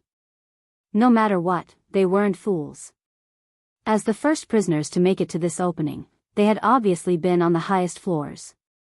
As such, the level of torture they had suffered in this prison could be considered to be null. They simply weren't as desperate as those A and dark prisoners. So, they were far more clear-minded at this moment. Joseph hesitated, finding his brother's words to be true. At this point, he no longer held the decisiveness he had in the past. The man bold enough to target a fort of the Empire as a mere vice-commander was no longer here. Damien's gaze flashed with a hint of rage looking at the shell of a man his brother had become, but he didn't say anything else. At this point, maybe the elder brother he once knew would never come back. At that moment, though, a resonating laughter shook the collapsed halls. Bang! A man shot up from a floor below, crashing through the walls and jetting out of the prison. Freedom! His roar was so loud that even the concrete beneath his feet splintered even more. The man's gaze locked onto the city in the distance. Take down the empire? The emperor's head on a pike? I'm not sure what this empire is or who this emperor is, but he'll take you up on your offer anyway. An uproarious laughter shook Dark Cloud Province.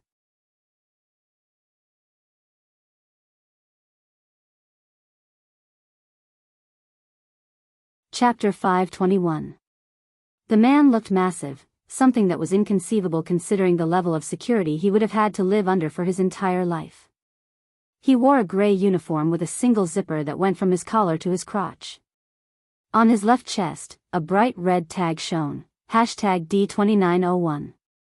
The air around this man seemed to grow solid, a palpable killing intent hanging heavily around him. It shouldn't have been possible for even a grade prisoner to become so large, let alone a dark prisoner. Their meals were perfectly measured to maintain health and prevent starvation, but it shouldn't have been enough to feed their strength, let alone growing to have such a muscular body. There was no doubt that whatever ability this man had, his strength was related to it. City Lord Hargrove's expression flickered. He doesn't know what the Empire is?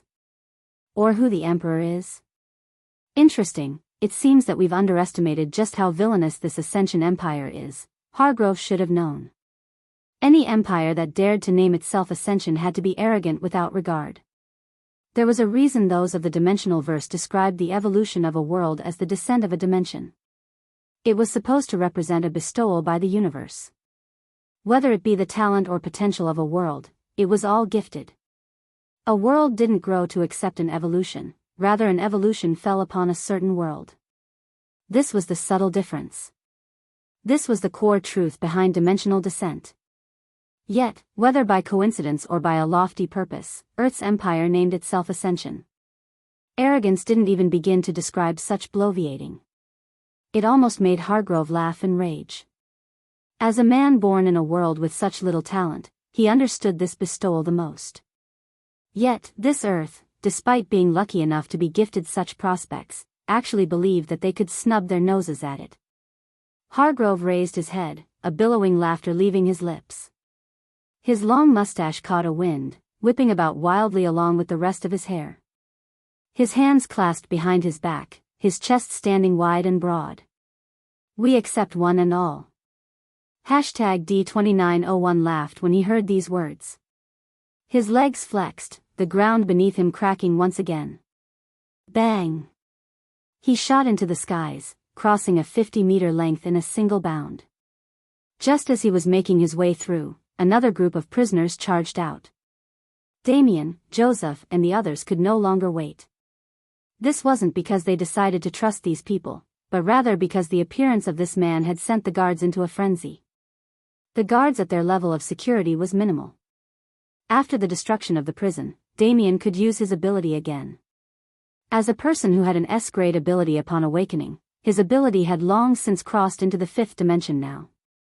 So, defeating a few low-level guards had been especially easy.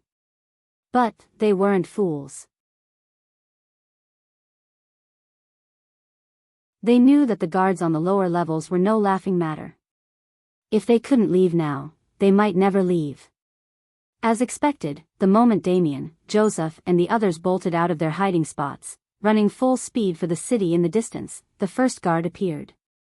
Unable to wield their normal weapons any longer, they wielded cold weapons. However, their actions didn't seem awkward in the slightest. It seemed that they were most definitely well trained in the regard. One prisoner after another poured out. It was clear that #D2901 had carved out a path for them all. The maddening howls of laughter shook the prison, causing a cold shiver to take hold of C and B grade prisoners. They had all heard stories about how insane the prisoners below were. It was impossible for them to spend so many decades within these walls and not see certain oddities. However, after seeing these men and women for themselves, they all realized one thing. They were insane. Many of them, clearly unused to walking on their own 2 feet, ran on all 4s. Some rolled about as though they were balls rather than humans. A few chose to walk on their hands, shooting off toward Hargrove City in a mad dash. The normal prisoners amongst them, wearing #CS and #BS across their chests, had never felt such fear in their lives. They gathered into groups, hoping that they wouldn't lose their lives in a maddened assault. A young acrobatic woman charged through the concrete on her palms. Her concept of the world were so shallow that she didn't seem to understand shame at all. Her prison garbs were completely unzipped and her small breasts hung out, jiggling about as she planted her palms one after another. Her head peeked upward as she curiously observed the fear in the eyes of the normal prisoners by Damien's side. She had never seen such emotion before. She wondered where it was coming from. It looked like fun. She effortlessly kept up with them on her hands despite the fact they were running with all their might.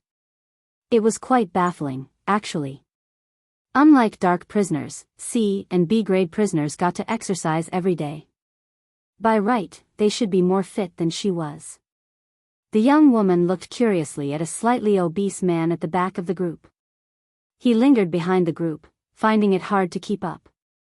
The obese man seemed to feel something observing him. But, when he locked eyes on the vacant gaze of the woman chasing after him on her hands, he felt as though his heart had been thrown into an ice bath. His throat constricted and his trouble breathing became even worse. The young woman tilted her head, her speed not slowing in the slightest. At that moment, her vacant expression twisted into a slanted smile. She looked as though she had never smiled a day in her life before. The facial muscles she should have been using only half worked, leaving her face somewhat crooked. She suddenly pushed off the ground, her hands landing on the obese man's shoulders. Her breasts dangled atop his head. But, the scene that should have been one part erotic and another part comedic didn't feel like this for the obese man at all. Help. Help me. Damien and Joseph looked back, only to hear a giggle that shook their very souls. The young woman slapped the chubby cheeks of the obese man, twisting into the air without letting go. At first, the obese man's body followed her momentum. But, very soon, it couldn't. The result was a head being ripped from its body, its voice being cut off halfway in favor of gurgling blood. The young woman landed on the ground, still pushing off her palms. But, the obese man's head, as though a soccer ball rather than part of a human's corpse, danced on the soles of her feet, hopping from one to the other. You're tuning in to the Biyao's Wuxia Chronicles YouTube channel. Don't forget to subscribe and join us on this journey to catch the most captivating stories.